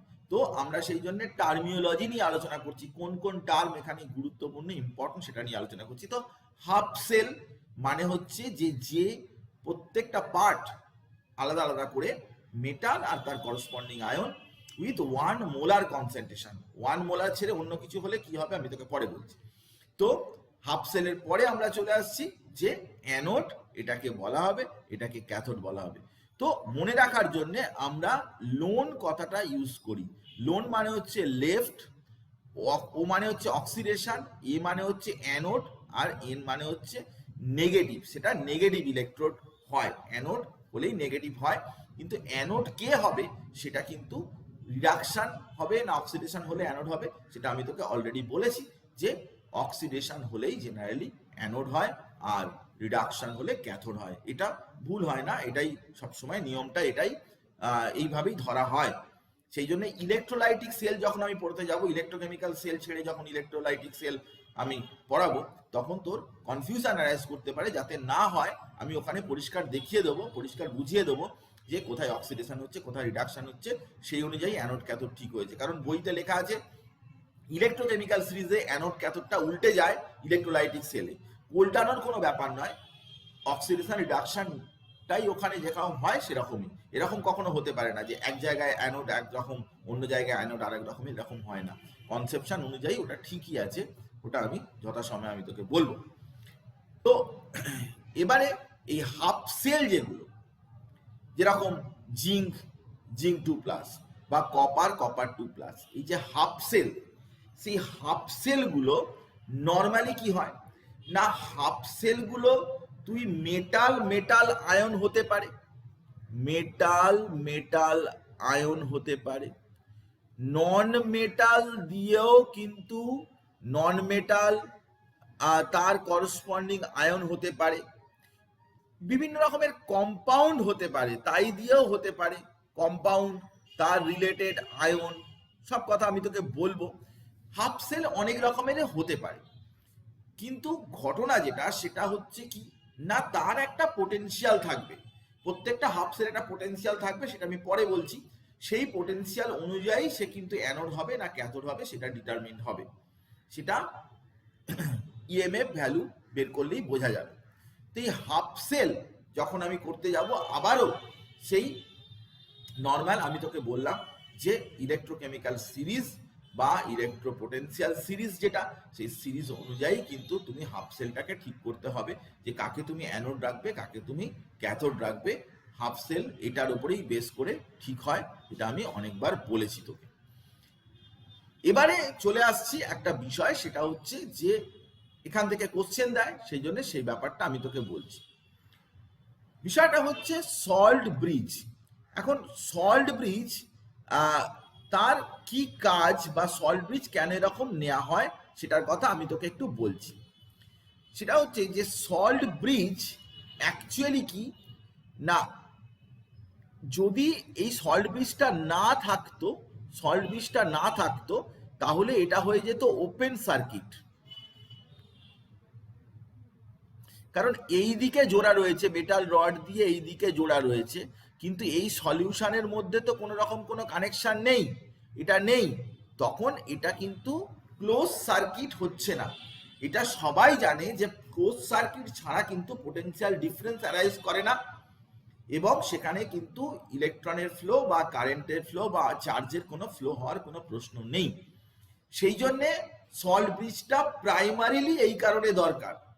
কিন্তু এর আর একটা গুরুত্বপূর্ণ বিষয় রয়েছে, সেটা আমি তোকে বলছি। এই যে যখন আমরা সেলটাকে রান করাতে থাকি, তখন এখান থেকে কি হয় না, জিঙ্ক 2+ সলিউশনের মধ্যে চলে আসে। কারণ জিঙ্কটা কি হচ্ছে না, দুটো ইলেকট্রন ছেড়ে দিয়ে জিঙ্ক 2+ হয়ে সলিউশনে চলে আসছে। তার মানে এখানে তো অলরেডি জিঙ্ক সালফেট ছিল, অ্যাট দ্য সেম টাইম আরও জিঙ্ক আয়ন কিন্তু এখানে সলিউশনের মধ্যে চলে আসছে। তো জিঙ্ক +2 ওখানে ছিল, তার সাথে সাথে আরও কিন্তু জিঙ্ক সালফেট অলরেডি ছিল, তার সাথে জিঙ্ক +2 সলিউশনের মধ্যে চলে আসছে। তো এই জিঙ্ক সালফেট এর মধ্যে আরও জিঙ্ক আয়ন চলে আসা মানে এই সলিউশনটা কিন্তু পজিটিভলি চার্জ হয়ে যাচ্ছে। উল্টো দিকে এখানে কি হচ্ছে না, কপার+2 গিয়ে ডিপোজিট করছে, কপার+2 গিয়ে ওর গায়ে আটকাচ্ছে, কপার+2 গিয়ে আটকাচ্ছে। কিন্তু এখানে ছিল কি কপার সালফেট, তাহলে তার থেকে যদি কপার না থাকে তাহলে সালফেটগুলো শুধু পড়ে থাকছে, কপার তো চলে যাচ্ছে। তাহলে এখানে নেগেটিভলি চার্জ কিন্তু এখানে সলিউশনটার মধ্যে চলে আসছে। এটাকে বলে ইলেকট্রিক্যাল নিউট্রালিটি লুজ করা। ইলেকট্রিক্যাল নিউট্রালিটি লুজ মানে কি? ইলেকট্রিক্যাল নিউট্রালিটি লুজ মানে হচ্ছে যে ওখানে কিন্তু সলিউশনের মধ্যে যে আয়নগুলো, সেগুলো কোথাও পজিটিভ আয়ন এক্সেস হয়ে যাচ্ছে, কোথাও নেগেটিভ আয়ন এক্সেস হয়ে যাচ্ছে, এরকম ধরনের হচ্ছে। তো তার ফলে কি হবে, তুই আজকে চিন্তা করে দেখ যে এটা একটা জিঙ্কের প্লেট, তো এখানে ইলেকট্রন এক্সেস রয়েছে, কিন্তু সলিউশনে কি এক্সেস রয়েছে না, জিঙ্ক+2। এবারে এটা দিয়ে ইলেকট্রনগুলো মুভ করার কথা, কিন্তু সলিউশনে যদি প্রচুর জিঙ্ক+2 থাকে, তারা কি করবে না, এই ইলেকট্রনগুলোকে যেতে দেবে না, রেস্ট্রিক্ট করবে, এই সেলটাকে আনস্টেবল করে দেবে, পুরোপুরি টোটাল সেলটাকে আনস্টেবল করে দেবে। কারণ ওখানে প্রচুর জিঙ্ক আয়ন সলিউশনের মধ্যে ভরে যাবে। আর ডান দিকেরটায় ক্যাথোডে কি হবে না, প্রচুর সালফেট আয়ন সলিউশনের মধ্যে ভরে যাবে। কেন সালফেট আয়ন ভরে যাবে না, আমি নিয়েছিলাম কপার সালফেট, তো কপার গিয়ে তো ওখানে ডিপোজিট করে গেছে, তাহলে সলিউশনের মধ্যে কি থেকে গেছে, সালফেট। তো সলিউশনের মধ্যে যদি সালফেট থেকে যায়, তাহলে সেই সালফেট আয়ন কিন্তু সলিউশনের মধ্যে থেকে যাওয়ার অর্থ হচ্ছে এটাই যে ওটা কিন্তু ফার্দার ওই সলিউশনের মধ্যেই থেকে গেল। তো ইলেকট্রিক্যাল নিউট্রালিটি লুজ করে যাবে, it loses the electrical neutrality, electrical neutrality lose করবে। ইলেকট্রিক্যাল নিউট্রালিটি যেই লুজ করবে, আমি যদি সল্ট ব্রিজ নিই, সল্ট ব্রিজ কি না, সল্ট ব্রিজ হচ্ছে এরকম টাইপের ইউ টাইপের একটা শেপ, ইনভার্টেড ইউটিউব। এটা হচ্ছে ইনভার্টেড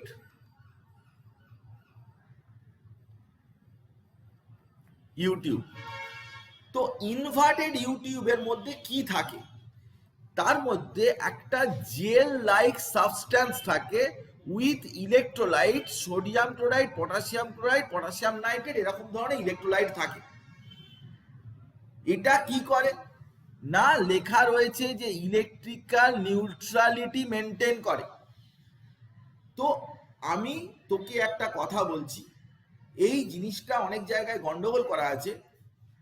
তো যে অনেক জায়গায় লেখা আছে যে যে কোনো ইলেকট্রোলাইট এখানে দেয়া যাবে। আমি তোকে একটা জিনিস বলি, যে কোনো ইলেকট্রোলাইট এখানে দেয়া যাবে না, এর উপর কোশ্চেন দেয়। আমি তোকে বলছি কিভাবে জিনিসটা ঠিক হয়, আমি তোকে বলে দিচ্ছি, একটু আমার কথাটা শোন। সেটা হচ্ছে যে ধর এইটা একটা জিঙ্কের ইলেকট্রোড, আর এটা জিঙ্কের ইলেকট্রোড, এটা কপার ইলেকট্রোড, এটা জুড়ে দেওয়া রয়েছে। এখানে জিঙ্ক আয়ন ভরে গেছে, এখানে সালফেট আয়ন ভরে গেছে। এবার এখানে যে তুই সল্ট ব্রিজটা রেখেছিস না, সল্ট ব্রিজে কিন্তু ধরা যাক সোডিয়াম ক্লোরাইড আছে, তাহলে তার সালফেটের জন্য, সালফেটকে নিউট্রাল করার জন্য কি দরকার, সোডিয়াম দরকার। আর জিঙ্ককে নিউট্রাল করার জন্য কি দরকার না, ক্লোরাইড দরকার। তাহলে এখানে যদি তুই সোডিয়াম ক্লোরাইড লিখে দিস, তাহলে ক্লোরাইডগুলো এইদিকে এসে মুভ করবে, সোডিয়ামগুলো এইদিকে গিয়ে মুভ করবে। তো আয়নগুলো অপোজিট দিকে ঠিক মুভ করে জিঙ্কের দিকে ক্লোরাইড চলে আসবে, সালফেটের দিকে সোডিয়াম চলে যাবে। বা তুই যদি পটাশিয়াম ক্লোরাইড রাখিস, তাহলে পটাশিয়াম একদিকে যাবে, ক্লোরাইড আরেকদিকে যাবে। কিন্তু একটা জিনিস গুরুত্বপূর্ণ, সেটা হচ্ছে যে এই যে আয়নগুলো থাকবে তাদের মোবিলিটি, মোবিলিটি মানে কি, মোবিলিটি কথাটার মানে কি, ভেলোসিটি ইন সলিউশন, মানে সলিউশনের মধ্যে কারোর যে ভেলোসিটি তাকে বলে মোবিলিটি। তো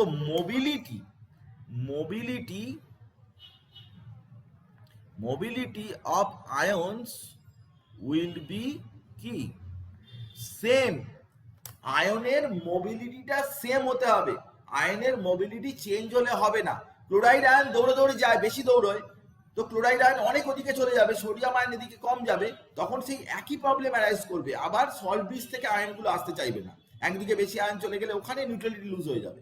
তা হবে না, এমন ভাবে ক্যাটায়ন অ্যানায়ন রাখতে হবে। দেখবি কোনো সময়তেই এগুলোতে সালফেট নেওয়া হয় না, ক্লোরাইড নাইট্রেট এইসব নেওয়া হয়, সালফেট নেওয়া হয় না, সোডিয়াম সালফেট ফালফেট নেওয়া হয় না। বইতে লেখা আছে হরবগত নেওয়া হয়, যাকে নেওয়া হয় না। আমি কেন বলছি তোকে, সেটা হচ্ছে যে সোডিয়াম অনেক ফাস্ট মুভ করে, কিন্তু সালফেটটা ওই রকম যেতে পারে না।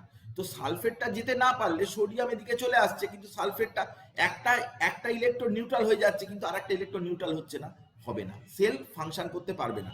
অনেক গুরুত্বপূর্ণ ব্যাপার, ছোটখাটো বিষয় কিন্তু খুব গুরুত্বপূর্ণ ব্যাপার। সেই জন্য সল্ট ব্রিজের মধ্যে যেসব ইলেকট্রোলাইট রাখতে হবে, সাধারণত আমি হিসাব করে দেখেছি, মোবিলিটির ভ্যালু আমার কাছে আছে, আমি হিসাব করে দেখেছি যে sodium chloride, potassium chloride, potassium nitrate, বড়জোর অ্যামোনিয়াম, একটা অ্যামোনিয়াম ক্লোরাইড, এটা দেওয়া যেতে পারে। এটাও তাই ভালো হয় না, অ্যামোনিয়াম ক্লোরাইড ভালো হয় না, অনেক জায়গায় বইতে লেখা রয়েছে। কিন্তু সালফেট সালফার ইউজ করা যায় না, কারণ মোবিলিটিটা সেম না হলে কিন্তু তারা সল্ট ব্রিজ হিসাবে কাজ করে না সেই সব আয়নগুলো। তাই আমি তোকে একটা কথা বললাম যে যে কোনো কম্পাউন্ড কিন্তু সল্ট ব্রিজে ইউজ করা যায় না, যে কোনো ইলেকট্রোলাইট ইউজ করা যায় না। কিন্তু লিখছে যে এনি ইলেকট্রোলাইট বলে লিখছে, কিন্তু এনি ইলেকট্রোলাইট বলে লিখলেও কিন্তু হবে না। কারণ একটাই যে পুরো যদি তুই নিস ওখানে, তাহলে সেখানে মুভ করতে পারবে না, মুভমেন্টটা কিন্তু রেস্ট্রিক্টেড হবে।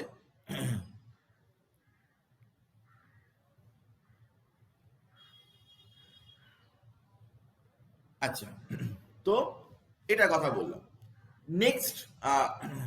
নেক্সট আমি তোকে যেটা বলবো, এরপরে যেটা বলবো, সেটা হচ্ছে সল্টব্রিজের কাজ, তো আমি বললাম সল্টব্রিজের গুরুত্বপূর্ণ একটা কথা বললাম। এবারে হচ্ছে গুরুত্বপূর্ণ হচ্ছে সেল পোটেনশিয়াল।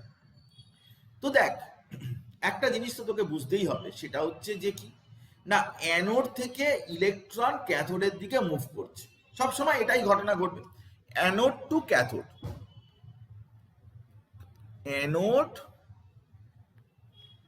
টু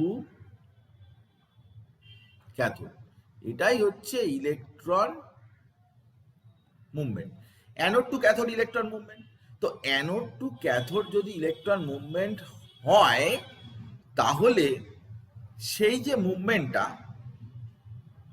সেই মুভমেন্টটা কি এমনি এমনি হয়ে যাবে? একটা ড্রাইভিং ফোর্স দরকার। যে কোনো মুভমেন্টের জন্যই কিন্তু একটা ড্রাইভিং ফোর্স দরকার, যেটা কিনা ইলেকট্রনটাকে অ্যানোড থেকে ক্যাথোড পর্যন্ত পৌঁছে দেবে, ড্রাইভিং ফোর্স। এবং সেটাই হচ্ছে কি না, তাকেই বলে ইলেকট্রোমোটিভ ফোর্স। সেলের ক্ষেত্রে এটাকে বলে সেল পোটেনশিয়াল বা সেল ভোল্টেজও বলতে পারিস। এরকম বিভিন্ন বিভিন্ন কথা দিয়ে প্রশ্ন দেয়, কিন্তু আমি সবগুলো একসাথেই তোকে বললাম যে একে ইলেকট্রোমোটিভ ফোর্স বলে, বা সেল পোটেনশিয়াল বলে, বা সেল ভোল্টেজ বলে। এবং এর ইউনিট কি না, ইউনিট যে ইউনিটে এটা এক্সপ্রেস করা হয় দ্যাট ইজ ভোল্ট। ভোল্ট ইউনিটে এটাকে এক্সপ্রেস করা হয়। তো এখন এই ড্রাইভিং ফোর্স যেটা ইলেকট্রন অ্যানোড থেকে ক্যাথোডের দিকে মুভ করিয়ে নিয়ে যাবে, সেটা কিন্তু তার মধ্যে অ্যানোডেরও পার্টিসিপেশন আছে, ক্যাথোডেরও পার্টিসিপেশন আছে। আমি তোকে ধর, এটা হচ্ছে অ্যানোড, এটা হচ্ছে ক্যাথোড, তো এইখান থেকে এখানে ইলেকট্রন এর ফ্লো হবে।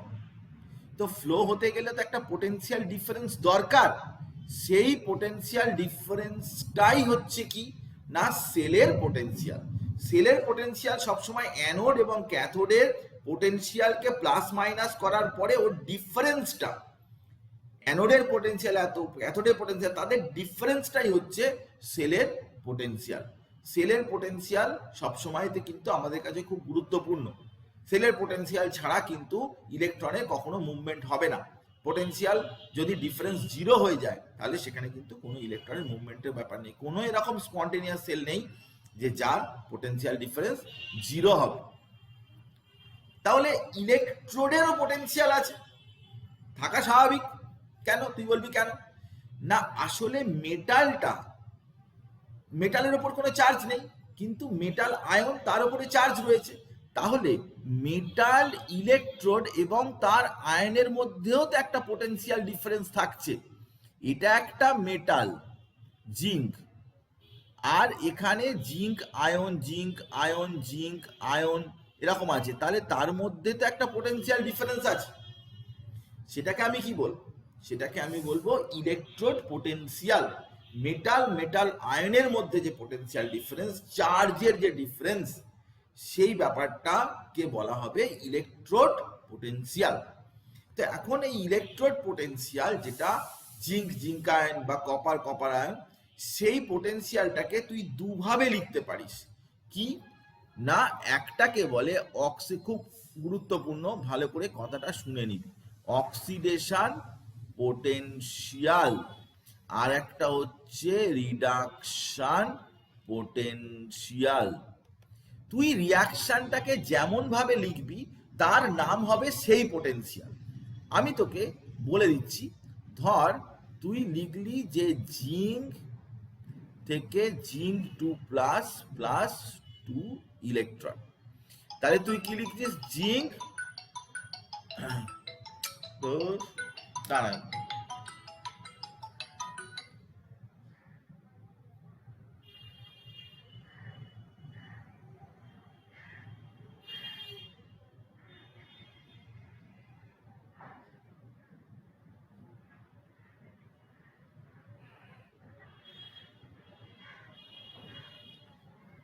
তো potential, oxidation potential, reduction potential, তুই এই রিয়াকশনটাকে কিরকম ভাবে লিখেছিস? অক্সিডাইজড ফর্মে লিখেছিস, মানে ইলেকট্রনটা বেরিয়ে যাচ্ছে। তাহলে তুই যদি এরকম পোটেনশিয়াল লিখিস, পোটেনশিয়াল কিরকম ভাবে লিখতে হয়? ই জিঙ্ক 2+, মানে প্রথমে তুই জিঙ্ক লিখছিস, পরে তুই জিঙ্ক 2+ লিখছিস, এর মাথায় একটা 0 লিখতে হয়, ওটা স্ট্যান্ডার্ড কন্ডিশন বলতে বোঝায়, স্ট্যান্ডার্ড কন্ডিশন। কিন্তু আগে তুই জিঙ্ক তারপরে জিঙ্ক 2+ লিখছিস। এবারে তুই যদি এরকম ভাবে রিয়াকশনটাকে লিখিস, এটা এটা যেটা লিখলি এটা হয়ে গেল কি অক্সিডেশন পোটেনশিয়াল। এবারে তুই যদি এইভাবে লিখিস E0 জিঙ্ক +2 জিঙ্ক, তাহলে এটা হবে কি না রিডিউসড ফর্মে ইকুয়েশনটা লিখেছিস, ইলেকট্রন অ্যাড হয়ে জিঙ্ক হয়েছে, তাহলে এটাকে বলে কি না reduction potential. Oxidation potential, reduction, আমাদের যখন বোর্ডসে কোশ্চেন হয় সবসময় সব ভ্যালুটাই রিডাকশন পোটেনশিয়ালই দেয়, কিন্তু এখানে কিন্তু রিডাকশন পোটেনশিয়াল অক্সিডেশন পোটেনশিয়াল সব গুলিয়ে টুলিয়ে একাকার করে দেয়। সেই জন্য তোকে কেমন ভাবে লেখা আছে, আগে জিঙ্ক লেখা আছে না আগে জিঙ্ক +2 লেখা আছে, এগুলো সমস্ত দেখতে হবে, প্লাস মাইনাস ভ্যালু কোনটা কি সব আমি তোকে বলে দিচ্ছি। কিন্তু তোকে একটু অক্সিডেশন পোটেনশিয়াল আর রিডাকশন পোটেনশিয়ালটা আরেকবার বলবেন, মানে কি এই দুটো? অ্যাকচুয়ালি রিয়াকশনটা তুই যদি অক্সিডাইজড ফর্মে লিখিস, আমি তোকে দেখাচ্ছি, ধর একটা রিয়াকশন তুই ধর জিঙ্ক থেকে জিঙ্ক 2+ হচ্ছে, এটাকে তুই দুভাবে লিখতে পারিস। একটা হচ্ছে কি না জিঙ্ক -2 ইলেকট্রন জিঙ্ক 2+, এইভাবে যদি তুই লিখিস তাহলে তার পোটেনশিয়ালটাও এইভাবে লিখবি, প্রথমে বাঁ দিকে আছে জিঙ্ক আর জিঙ্ক 2+, এটাকে তুই বলবি অক্সিডেশন পোটেনশিয়াল, এই ভ্যালুটাকে বলবি। ধর ভ্যালুটা লেখা আছে যে E0 জিঙ্ক জিঙ্ক +2 +0.76 ভোল্ট, তাহলে এই ভ্যালুটা দাঁড়ালো, এটাকে বলে অক্সিডেশন পোটেনশিয়াল। অক্সিডেশন পোটেনশিয়াল বলে ভ্যালুটা লেখা বলা থাকবে না, কিন্তু ঘটনা হচ্ছে যে এই নোটেশনটা দেখে বুঝতে হবে, প্রথমে জিঙ্ক আছে তারপরে জিঙ্ক +2 আছে, জিঙ্ক থেকে ইলেকট্রন বেরিয়ে জিঙ্ক +2 আছে। এবার যদি কোথাও যদি দেখা আছে এইভাবে উল্টো রিয়াকশনটা লেখা আছে 2 ইলেকট্রন, তাহলে তখন জিঙ্ক, তখন এটা E0টা ঠিক এইভাবে লেখা থাকবে জিঙ্ক +2 জিঙ্ক, এটা হয়ে যাবে রিডাকশন পোটেনশিয়াল। তখন এই ভ্যালুটাই দেখবি লেখা আছে জিঙ্ক +2 জিঙ্ক -0.76 ভোল্ট। রিয়াকশনটা যে ফর্মে তুমি লিখবে সেই ফর্মেই পোটেনশিয়ালটা আসবে, সেই অনুযায়ী ভ্যালুটা ঠিক হবে। অক্সিডেশন পোটেনশিয়ালও হয়, রিডাকশন পোটেনশিয়ালও হয়, কিন্তু তুমি রিয়াকশনটাকে কেমন ভাবে রিপ্রেজেন্ট করছো তার উপরে বেস করে আমি কাউকে অক্সিডেশন পোটেনশিয়াল বলতে পারি, রিডাকশন পোটেনশিয়াল বলতে পারি। প্রথমে আয়ন তারপরে মেটাল আছে, তখন রিডাকশন পোটেনশিয়াল, প্রথমে আয়ন তারপরে মেটাল, আর প্রথমে মেটাল তারপরে আয়ন, এই যে প্রথমে মেটাল তারপরে আয়ন, তখন তাকে বলে অক্সিডেশন পোটেনশিয়াল। কথা বুঝেছিস না বুঝিসনি? বুঝতে পেরেছিস মেঘনা? হ্যাঁ স্যার, বুঝেছি। তো যে কথাটা বলছিলাম সেটা হচ্ছে যে অক্সিডেশন পোটেনশিয়াল, রিডাকশন পোটেনশিয়াল এসব ভ্যালু দেওয়া থাকে, আমি তোকে দেখাবো। সেই ভ্যালুগুলো কিন্তু কনফিউশনের ক্ষেত্রে কনফিউজড হয়ে যায় স্টুডেন্টরা। আমি পড়ে এসেছি নেগেটিভ ভ্যালু, এখানে এসে দেখছি পজিটিভ ভ্যালু, আসলে এইসব নোটেশনগুলো চেঞ্জ করিয়ে দিয়ে ওখানে নানান রকমের প্রবলেম ক্রিয়েট করে। আমি তোকে সব কথাই বলবো।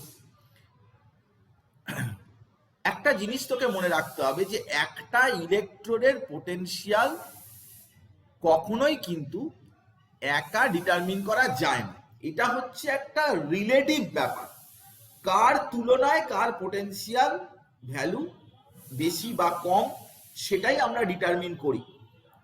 এটা কখনোই কিন্তু একটা ইলেকট্রোডের পোটেনশিয়াল কত আমরা সেটা বলতে পারি না। ধরা যাক এ বলে একটা লোক আছে, বি বলে আর একটা লোক আছে, তো আমাকে যদি কেউ বলে যে এর শক্তি বেশি না বি এর শক্তি বেশি, এর ক্ষমতা বেশি না বি এর ক্ষমতা বেশি, তো তখন আমাকে কি করতে হবে না দুজনকেই একসাথে আমাকে টেস্ট করতে হবে। আমি হয়তো একে একটা ভারী জিনিস তুলতে দিলাম, এ তুলতে পারলো, কিন্তু বি অতটা ভারী জিনিস তুলতে পারলো না, তাহলে আমি তখন রিলেটিভলি বলবো যে বি এর চাইতে এ কিন্তু বেশি শক্তিশালী। তাহলে এটা কিন্তু একটা রিলেটিভ প্রপার্টি, ওর রিলেটিভে বি এর রিলেটিভে একে, কিন্তু তুমি বি বলে কিছু নেই, তখন তুমি একথা কি এটা কি বের করা যাবে যে এ এ কত শক্তিশালী, কার চাইতে বেশি, এরকম কি বলা যাবে?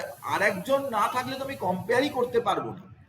তো সিঙ্গেল ইলেকট্রোডের পোটেনশিয়াল কখনোই কিন্তু বের করা যায় না। আর ভোল্ট মিটারটা দিয়ে যে কানেক্ট করব, সেলের পোটেনশিয়াল সবসময় বের করা যায়।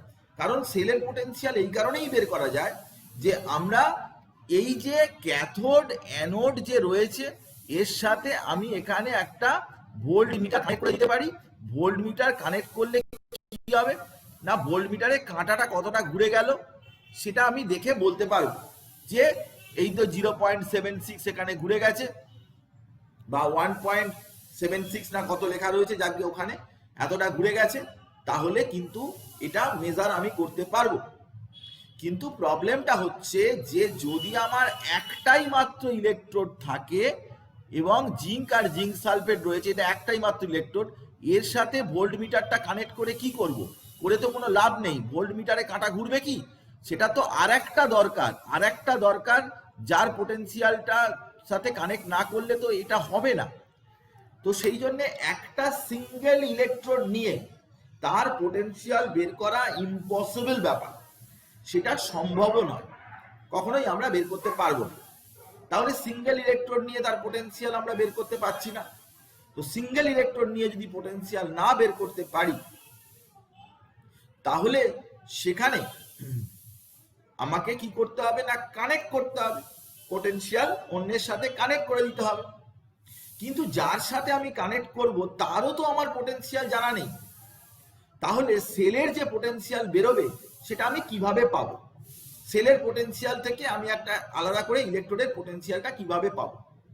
তার প্রশ্নের উত্তর হচ্ছে খুব সিম্পল, আমাদের দরকার একটা কি না, রেফারেন্স ইলেকট্রোড। রেফারেন্স ইলেকট্রোড মানে কি? এমন একটা ইলেকট্রোড যার পোটেনশিয়ালটা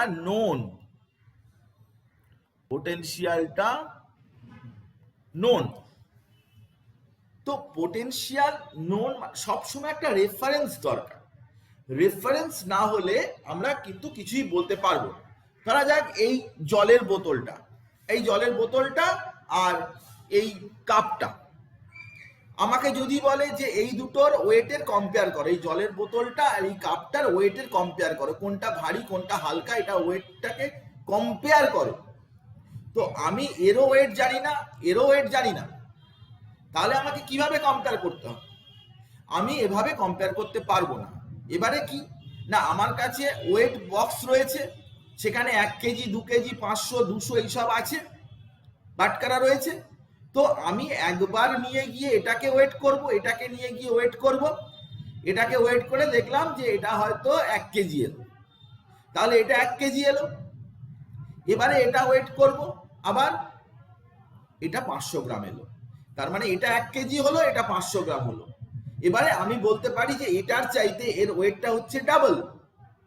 তাহলে এর দুজনের ওয়েটই যখন আমার জানা নেই, তখন আমি কি করলাম না, আমি একটা রেফারেন্স কারোর রেসপেক্টে এদের দুজনের ওয়েটটা বের করলাম। রেফারেন্স না হলে আমি তো কম্পেয়ার করতে পারবো না। তো কেমিস্ট্রিতে বা যে কোনো জায়গায় মেজারেবল কোয়ান্টিটি সবসময় কি দরকার না, একটা রেফারেন্স দরকার যার বেসিসে আমি মেজারটা করব। তো রেফারেন্সটা জানা থাকতে হবে। 1 কেজি যেটা, সেটা 1 কেজি, এটা সবাই ধরে নিতে হবে, জেনে রাখতে হবে।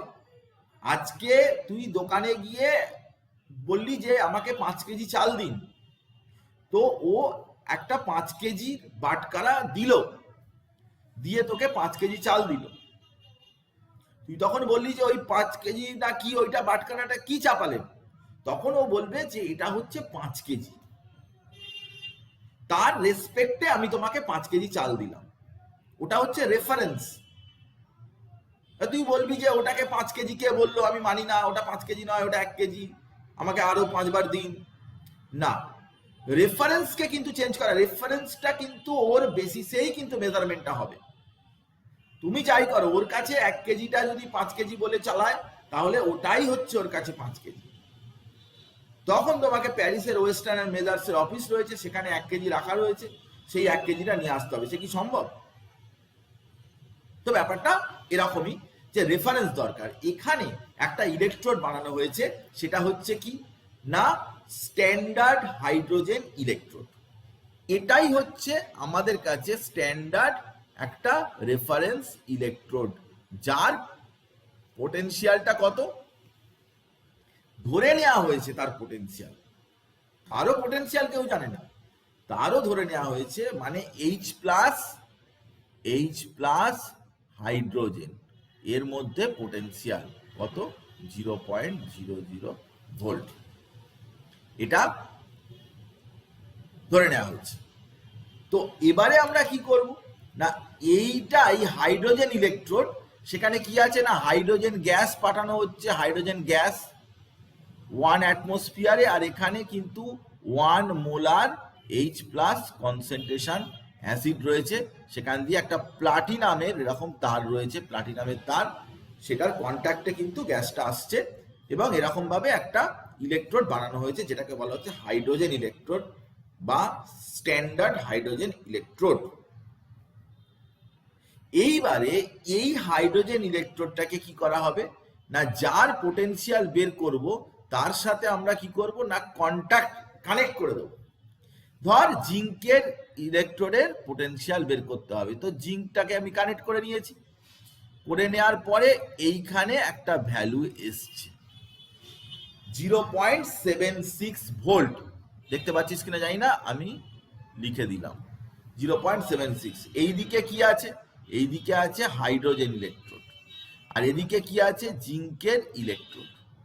তো এখন এই 0.76 যেটা বেরোলো, এটা কার পোটেনশিয়াল না জিঙ্ক ইলেকট্রোডের পোটেনশিয়াল। প্রশ্ন হচ্ছে এটা কি অক্সিডেশন পোটেনশিয়াল না রিডাকশন পোটেনশিয়াল? আমি তোকে বলছি ব্যাপারটা হচ্ছে অক্সিডেশন পোটেনশিয়াল, কারণ বোঝাটা খুব সোজা। তুই জিঙ্ক ইলেকট্রোডের পোটেনশিয়াল বের করছিস, তো তুই সবসময় এখানে যা ভ্যালু আসবে সেটাকেই ধরে নিবি যে যার বের করছি, কারণ হাইড্রোজেনের কত 0.00, তাহলে এই পোটেনশিয়ালটা কার, পুরোপুরি কিন্তু জিঙ্ক ইলেকট্রোডের পোটেনশিয়াল, কারণ হাইড্রোজেনের চেয়ে তো 0 ধরেই নিয়েছি। তাহলে জিঙ্কের ইলেকট্রোডের পোটেনশিয়াল কত হবে 0.76। কিন্তু প্রশ্নটা হচ্ছে যে এই পোটেনশিয়ালটা অক্সিডেশন নাকি রিডাকশন পোটেনশিয়াল। দেখ জিঙ্ক ইলেকট্রোডে কি হয়েছে, জিঙ্ক ইলেকট্রোডে কিন্তু অক্সিডেশন হয়েছে, তাই এই পোটেনশিয়ালটা কিন্তু এটা কি হবে না অক্সিডেশন পোটেনশিয়াল হবে। এটা হচ্ছে অক্সিডেশন পোটেনশিয়াল 0.76 ভোল্ট, এটা অক্সিডেশন পোটেনশিয়াল, এখান থেকে অক্সিডেশন পোটেনশিয়ালই বেরোয়। তুই যদি রিডাকশন পোটেনশিয়াল লিখতে চাস, যে তুমি রিডাকশন পোটেনশিয়াল লেখো, তাহলেও তুই লিখতে পারিস, জাস্ট এই জিনিসটা ঘুরিয়ে দিতে হবে, আর এর আগেতে একটা মাইনাস ভ্যালু পুট করতে হবে, জাস্ট এটা করলেই হবে।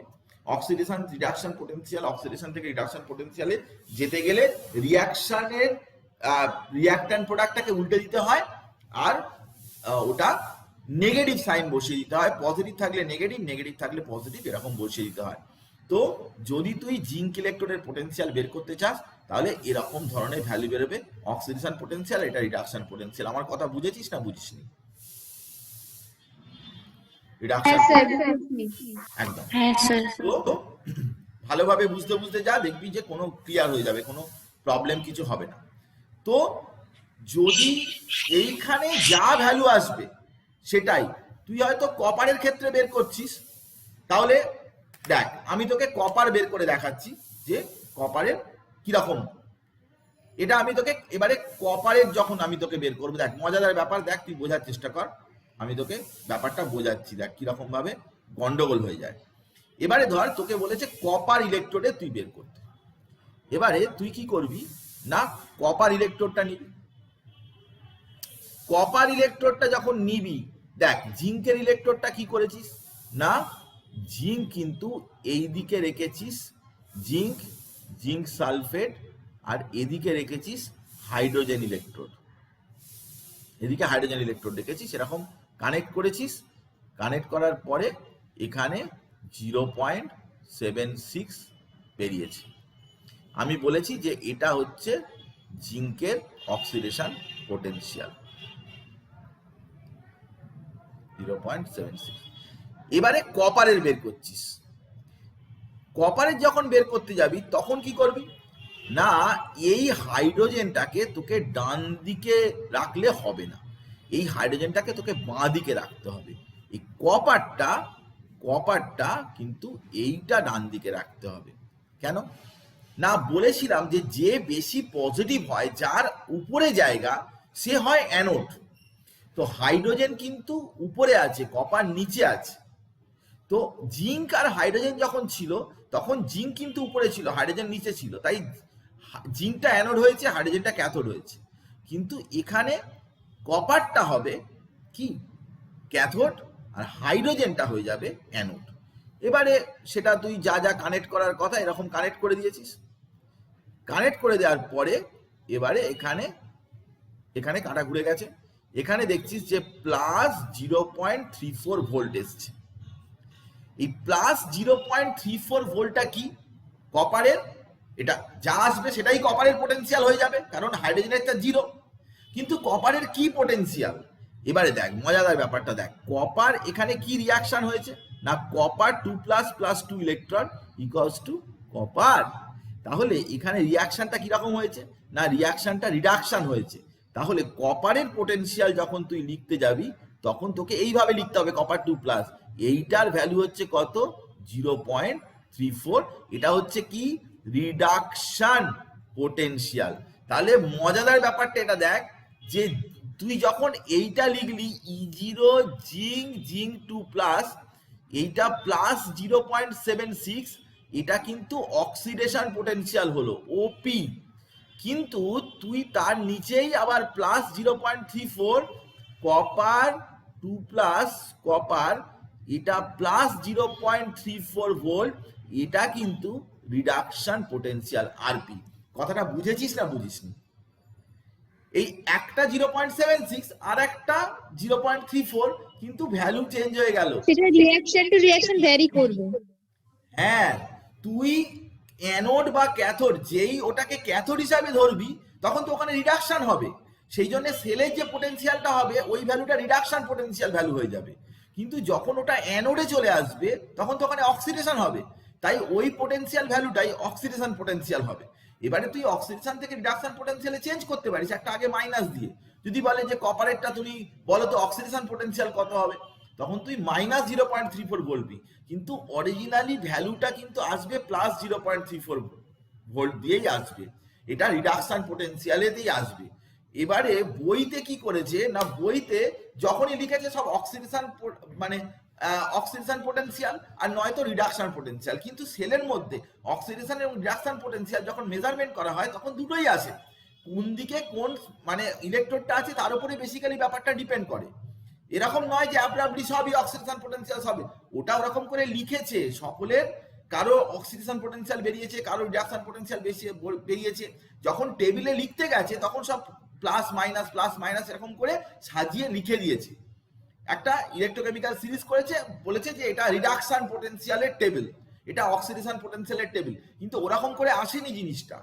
এইটাই স্টুডেন্টরা বুঝতে পারে না, স্টুডেন্টরা ভাবে যে সবই বোধহয় একই জিনিস, যে জিঙ্কের যা ব্যাপার কপারের তাই ব্যাপার, একই ব্যাপার।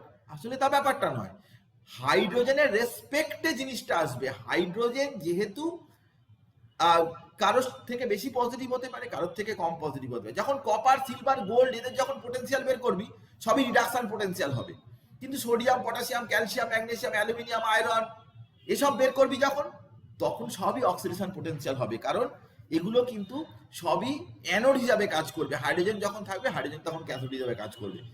এই কনসেপশন কিন্তু না যদি তুই মাথায় রাখতে পারিস তাহলে কিন্তু তুই বিপদ আছে, এটা অ্যান্সার করতে পারবি না। ওখানে কিন্তু এই ব্যাপারটা দিয়ে ঘুরিয়ে ফিরিয়ে নানান রকম ভাবে কোশ্চেন তোকে জিজ্ঞাসা করবে, দেখবে যে তুই ব্যাপারটা বুঝেছিস কিনা, আদৌ তোর ব্যাপারটা জানা আছে কিনা। আমি তোকে নানান রকম ভাবে বলছি, একটা জায়গাতেই আমি স্টিক করে আছি, সেই জায়গাটাই কিন্তু মেন জায়গা।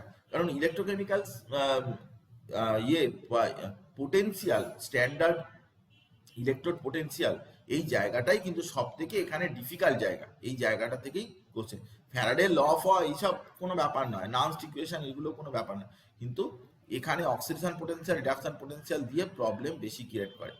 তো অক্সিডেশন অ্যান্ড রিডাকশন পোটেনশিয়াল, সেই জন্য আমি বারবার বলি যে তোর oxidation potential equals to minus of reduction potential. লেখার সময় মনে করে তুই ভালো করে লক্ষ্য করে দেখবি যে কিরকম ভাবে লেখা আছে। E0 জিঙ্ক জিঙ্ক 2+ লেখা আছে, না E0 জিঙ্ক 2+ জিঙ্ক লেখা আছে। সবাই ঝাঁপিয়ে পড়ে আগে ভ্যালু দেখতে চেষ্টা করে, ভ্যালুটা কি লেখা রয়েছে, ভুল করে ফেলে। কি লেখা আছে ভালো করে দেখ, আগে কোনটা লেখা আছে পরে কোনটা লেখা আছে। যদি মেটাল আগে আয়ন পরে লেখা থাকে তাহলে ওটা অক্সিডেশন পোটেনশিয়ালের ভ্যালু দেওয়া রয়েছে, আর যদি আয়ন আগে আর মেটালটা পরে তখন রিডাকশন পোটেনশিয়ালের ভ্যালু দেওয়া রয়েছে। এবারে এইটার কি ভ্যালু দেওয়া রয়েছে না দেওয়া রয়েছে তার উপরে মানে গিবস ফ্রি এনার্জি থেকে শুরু করে নান্স ইকুয়েশন থেকে শুরু করে সব জায়গায় যেখানে যেখানে বসাতে যাবি সব জায়গায় চেঞ্জ হয়ে যাবে। এই ভ্যালু উল্টে দিলে সবটাই চেঞ্জ হয়ে যাবে। অক্সিডেশন পোটেনশিয়ালে একরকম ভ্যালু বসাবি, রিডাকশন পোটেনশিয়ালে একরকম ভ্যালু বসাবি। আমাদের বোর্ডসে অসুবিধা হয় না কেন, আমরা এত কথা বলি না কেন, না আমাদের শুধু রিডাকশন পোটেনশিয়াল ভ্যালুটাই দেওয়া থাকে। আমরা সেই জন্য সব নান্স ইকুয়েশন ফিকুয়েশন সব রিডাকশন পোটেনশিয়াল দিয়েই বা বলে যাই, সবসময় ওটা দিয়েই বলে যাই। তো ওটা ছাড়া আমাদের আর কোনো সমস্যা হয় না। কিন্তু এখানে কিন্তু রিডাকশন পোটেনশিয়াল এবং অক্সিডেশন পোটেনশিয়াল দুটোতেই ভ্যালুগুলো দেওয়া থাকে, সেই জন্য স্টুডেন্ট হরবগত গোলমাল করে, উল্টো পাল্টা করে চলে আসে। তো সেল পোটেনশিয়াল এইভাবে তুই বের করবি। আমি তোকে একবার রিক্যাপ করে দিচ্ছি যে ইলেকট্রোড পোটেনশিয়াল একটা হাইড্রোজেন ইলেকট্রোডের রেসপেক্টে তোকে মেজার করতে হবে। হাইড্রোজেন ইলেকট্রোডের ভ্যালুটা 0 ভোল্ট দেওয়া রয়েছে, are reading of the voltmeter খুব গুরুত্বপূর্ণ বিষয়। রিডিং অফ, এই কথাটা দেখবি কোথাও লেখা নেই, reading of the voltmeter of the electrochemical cell of an electrode against standard hydrogen taken as the electrode potential of that electrode. এবারে সেটা অক্সিডেশন পোটেনশিয়ালও হতে পারে, রিডাকশন পোটেনশিয়ালও হতে পারে।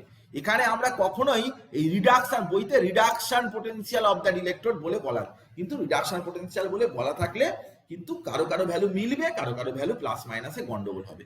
এই জিনিসটা আমি তোকে বললাম যে জিঙ্কের যখন বের করছিস ওই ভ্যালুটা এটা 0.76 অক্সিডেশন পোটেনশিয়াল আসছে, কিন্তু কপারের যখন ভ্যালু বের করছিস ওই একই রকম ভাবে ভোল্ট মিটারের ভ্যালুটা দেখতে পাচ্ছিস, কিন্তু সেটা রিডাকশন পোটেনশিয়ালের ভ্যালু আসছে। কারণ কপার ইলেকট্রোডে রিডাকশন হচ্ছে কিন্তু জিঙ্ক ইলেকট্রোডে অক্সিডেশন হচ্ছে। কোন ইলেকট্রোডে কি হচ্ছে সেটা তুই না জানলে তোর ভ্যালুটা দিলেও তুই ভালো করে বুঝতে পারবি না, অ্যাপ্লাই করতে পারবি না, জিনিসটা অ্যাপ্লিকেশনে প্রবলেম হয়ে যাবে। তো আমি তোকে স্ট্যান্ডার্ড ইলেকট্রোড পোটেনশিয়ালের কথা আমি বললাম, এবং হাইড্রোজেন ইলেকট্রোডে সবসময় মনে রাখবি যেখানে কিন্তু স্ট্যান্ডার্ড পোটেনশিয়াল মানে দুটো কথা তুই অবশ্যই মনে রাখবি। সেটা হচ্ছে যে 1 মোলার কনসেন্ট্রেশন সবসময় থাকবে, আর 1 atmospheric pressure at particular temperature, সেটা হচ্ছে 25 ডিগ্রি সেলসিয়াস টেম্পারেচার। এই টেম্পারেচারটাই হচ্ছে পার্টিকুলার টেম্পারেচারটা। আজকাল অনেক বইতে, বিদেশি বইতে লিখছে, আমি অনেকগুলো বইতে পড়েছি যে টেম্পারেচারটাকে কোনো রকম কোনো ভ্যারি করার দরকার নেই, যার যা রুম টেম্পারেচার থাকবে সেটাই। তবে এখানে ইউপ্যাক সাপোর্ট করেনি, 25 ডিগ্রি সেন্টিগ্রেড টেম্পারেচার লেখাই রয়েছে, নান্স ইকুয়েশনে আমরা 25 ডিগ্রি সেলসিয়াস দিয়েই বসিয়েই ওখানে পড়াবো। তো স্ট্যান্ডার্ড ইলেকট্রোড পোটেনশিয়াল আমি তোকে বললাম যে কিভাবে বের করতে, এইটা হচ্ছে মেন জায়গা। তো এখান থেকে স্ট্যান্ডার্ড আর নন স্ট্যান্ডার্ড মানে হচ্ছে এটা, যে নন স্ট্যান্ডার্ড মানে হচ্ছে কনসেন্ট্রেশনটা নট ইকুয়ালস টু 1 মোলার, আর প্রেশার যেটা হাইড্রোজেন ফাইড্রোজেন এইসবের প্রেশার যেটা সেটা নট ইকুয়ালস টু 1 অ্যাটমসফিয়ার। এইগুলো থাকলে সেগুলোকে বলে নন স্ট্যান্ডার্ড।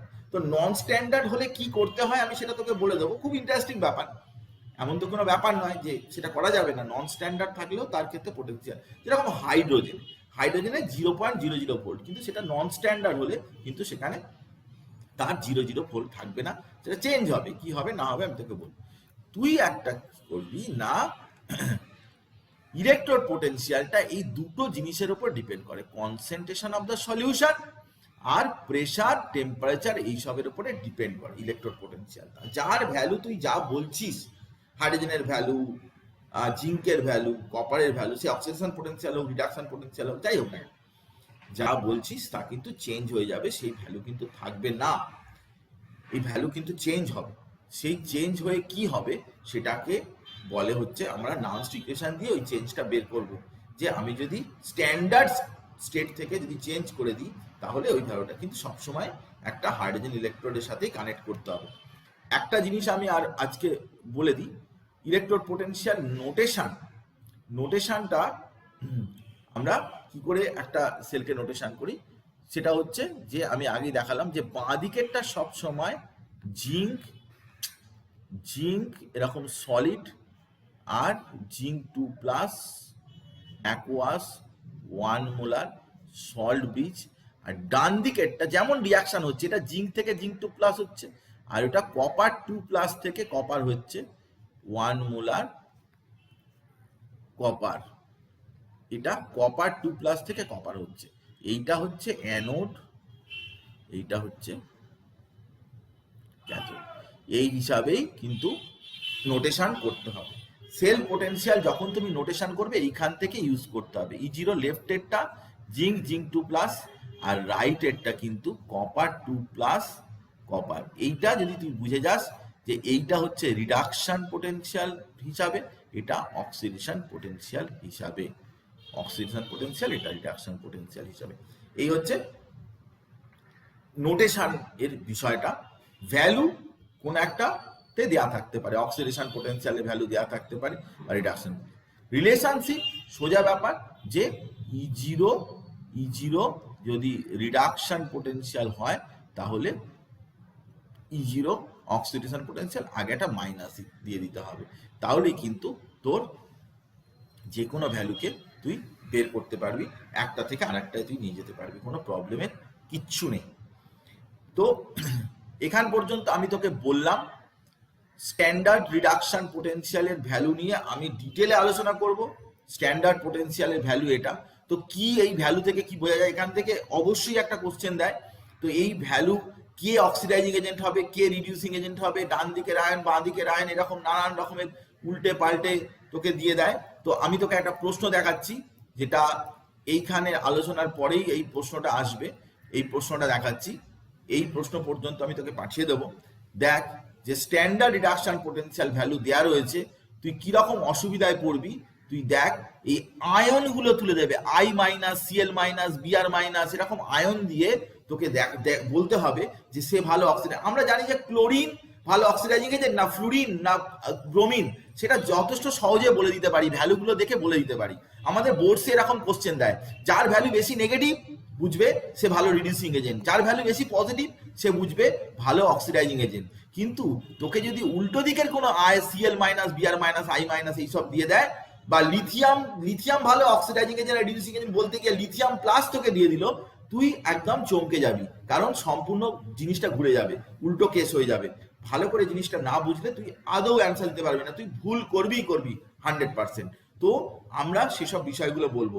তুই এই যে সিরিজ আছে, এই যে সিরিজ আছে, এই যে ভ্যালু দেওয়া রয়েছে, এই সিরিজটা পড়লেই হবে না, এটা ভালো করে তোকে বুঝতে হবে যে এই ভ্যালুগুলো তুই কি করে ইউজ করবি। কারণ ভ্যালু তোকে দিয়ে দেবে, ভ্যালু তোকে এরকম ধরনের কোশ্চেন দিয়ে দেবে, ভ্যালু তোকে সাপ্লাই করে দেবে, সাপ্লাই করে দেওয়ার পরে বলবে যে কে অক্সিডাইজিং এ কে রিডিউসিং এ। আমি তোকে একটাই সিম্পল ট্রিক্স তোকে শেখাবো, যে ট্রিকেতে তুই যে কোনো অক্সিডাইজিং এ রিডিউসিং এজেন্ট, সে আয়ন হোক, মলিকিউল হোক, অক্সিডাইজিং রিডিউসিং যাই হোক না কেন, তুই ফটাকসে তুই বের করতে পারবি, কোনো অসুবিধার কিছু হবে না। আমার একটা স্কুলে ক্লাস আছে 12টা থেকে, তো আমি আজকে ছাড়ছি, আবার পরের দিনকার আবার এটা নিয়ে বলবো। খুব একটা বেশি সময় লাগবে না, কারণ আসল কনসেপশনটা আমি তৈরি করে ফেলেছি অলরেডি। একটু পড়তে থাকবি, আমি ভিডিও বা PDF সবই পাঠিয়ে দেবো, কোনো অসুবিধা নেই।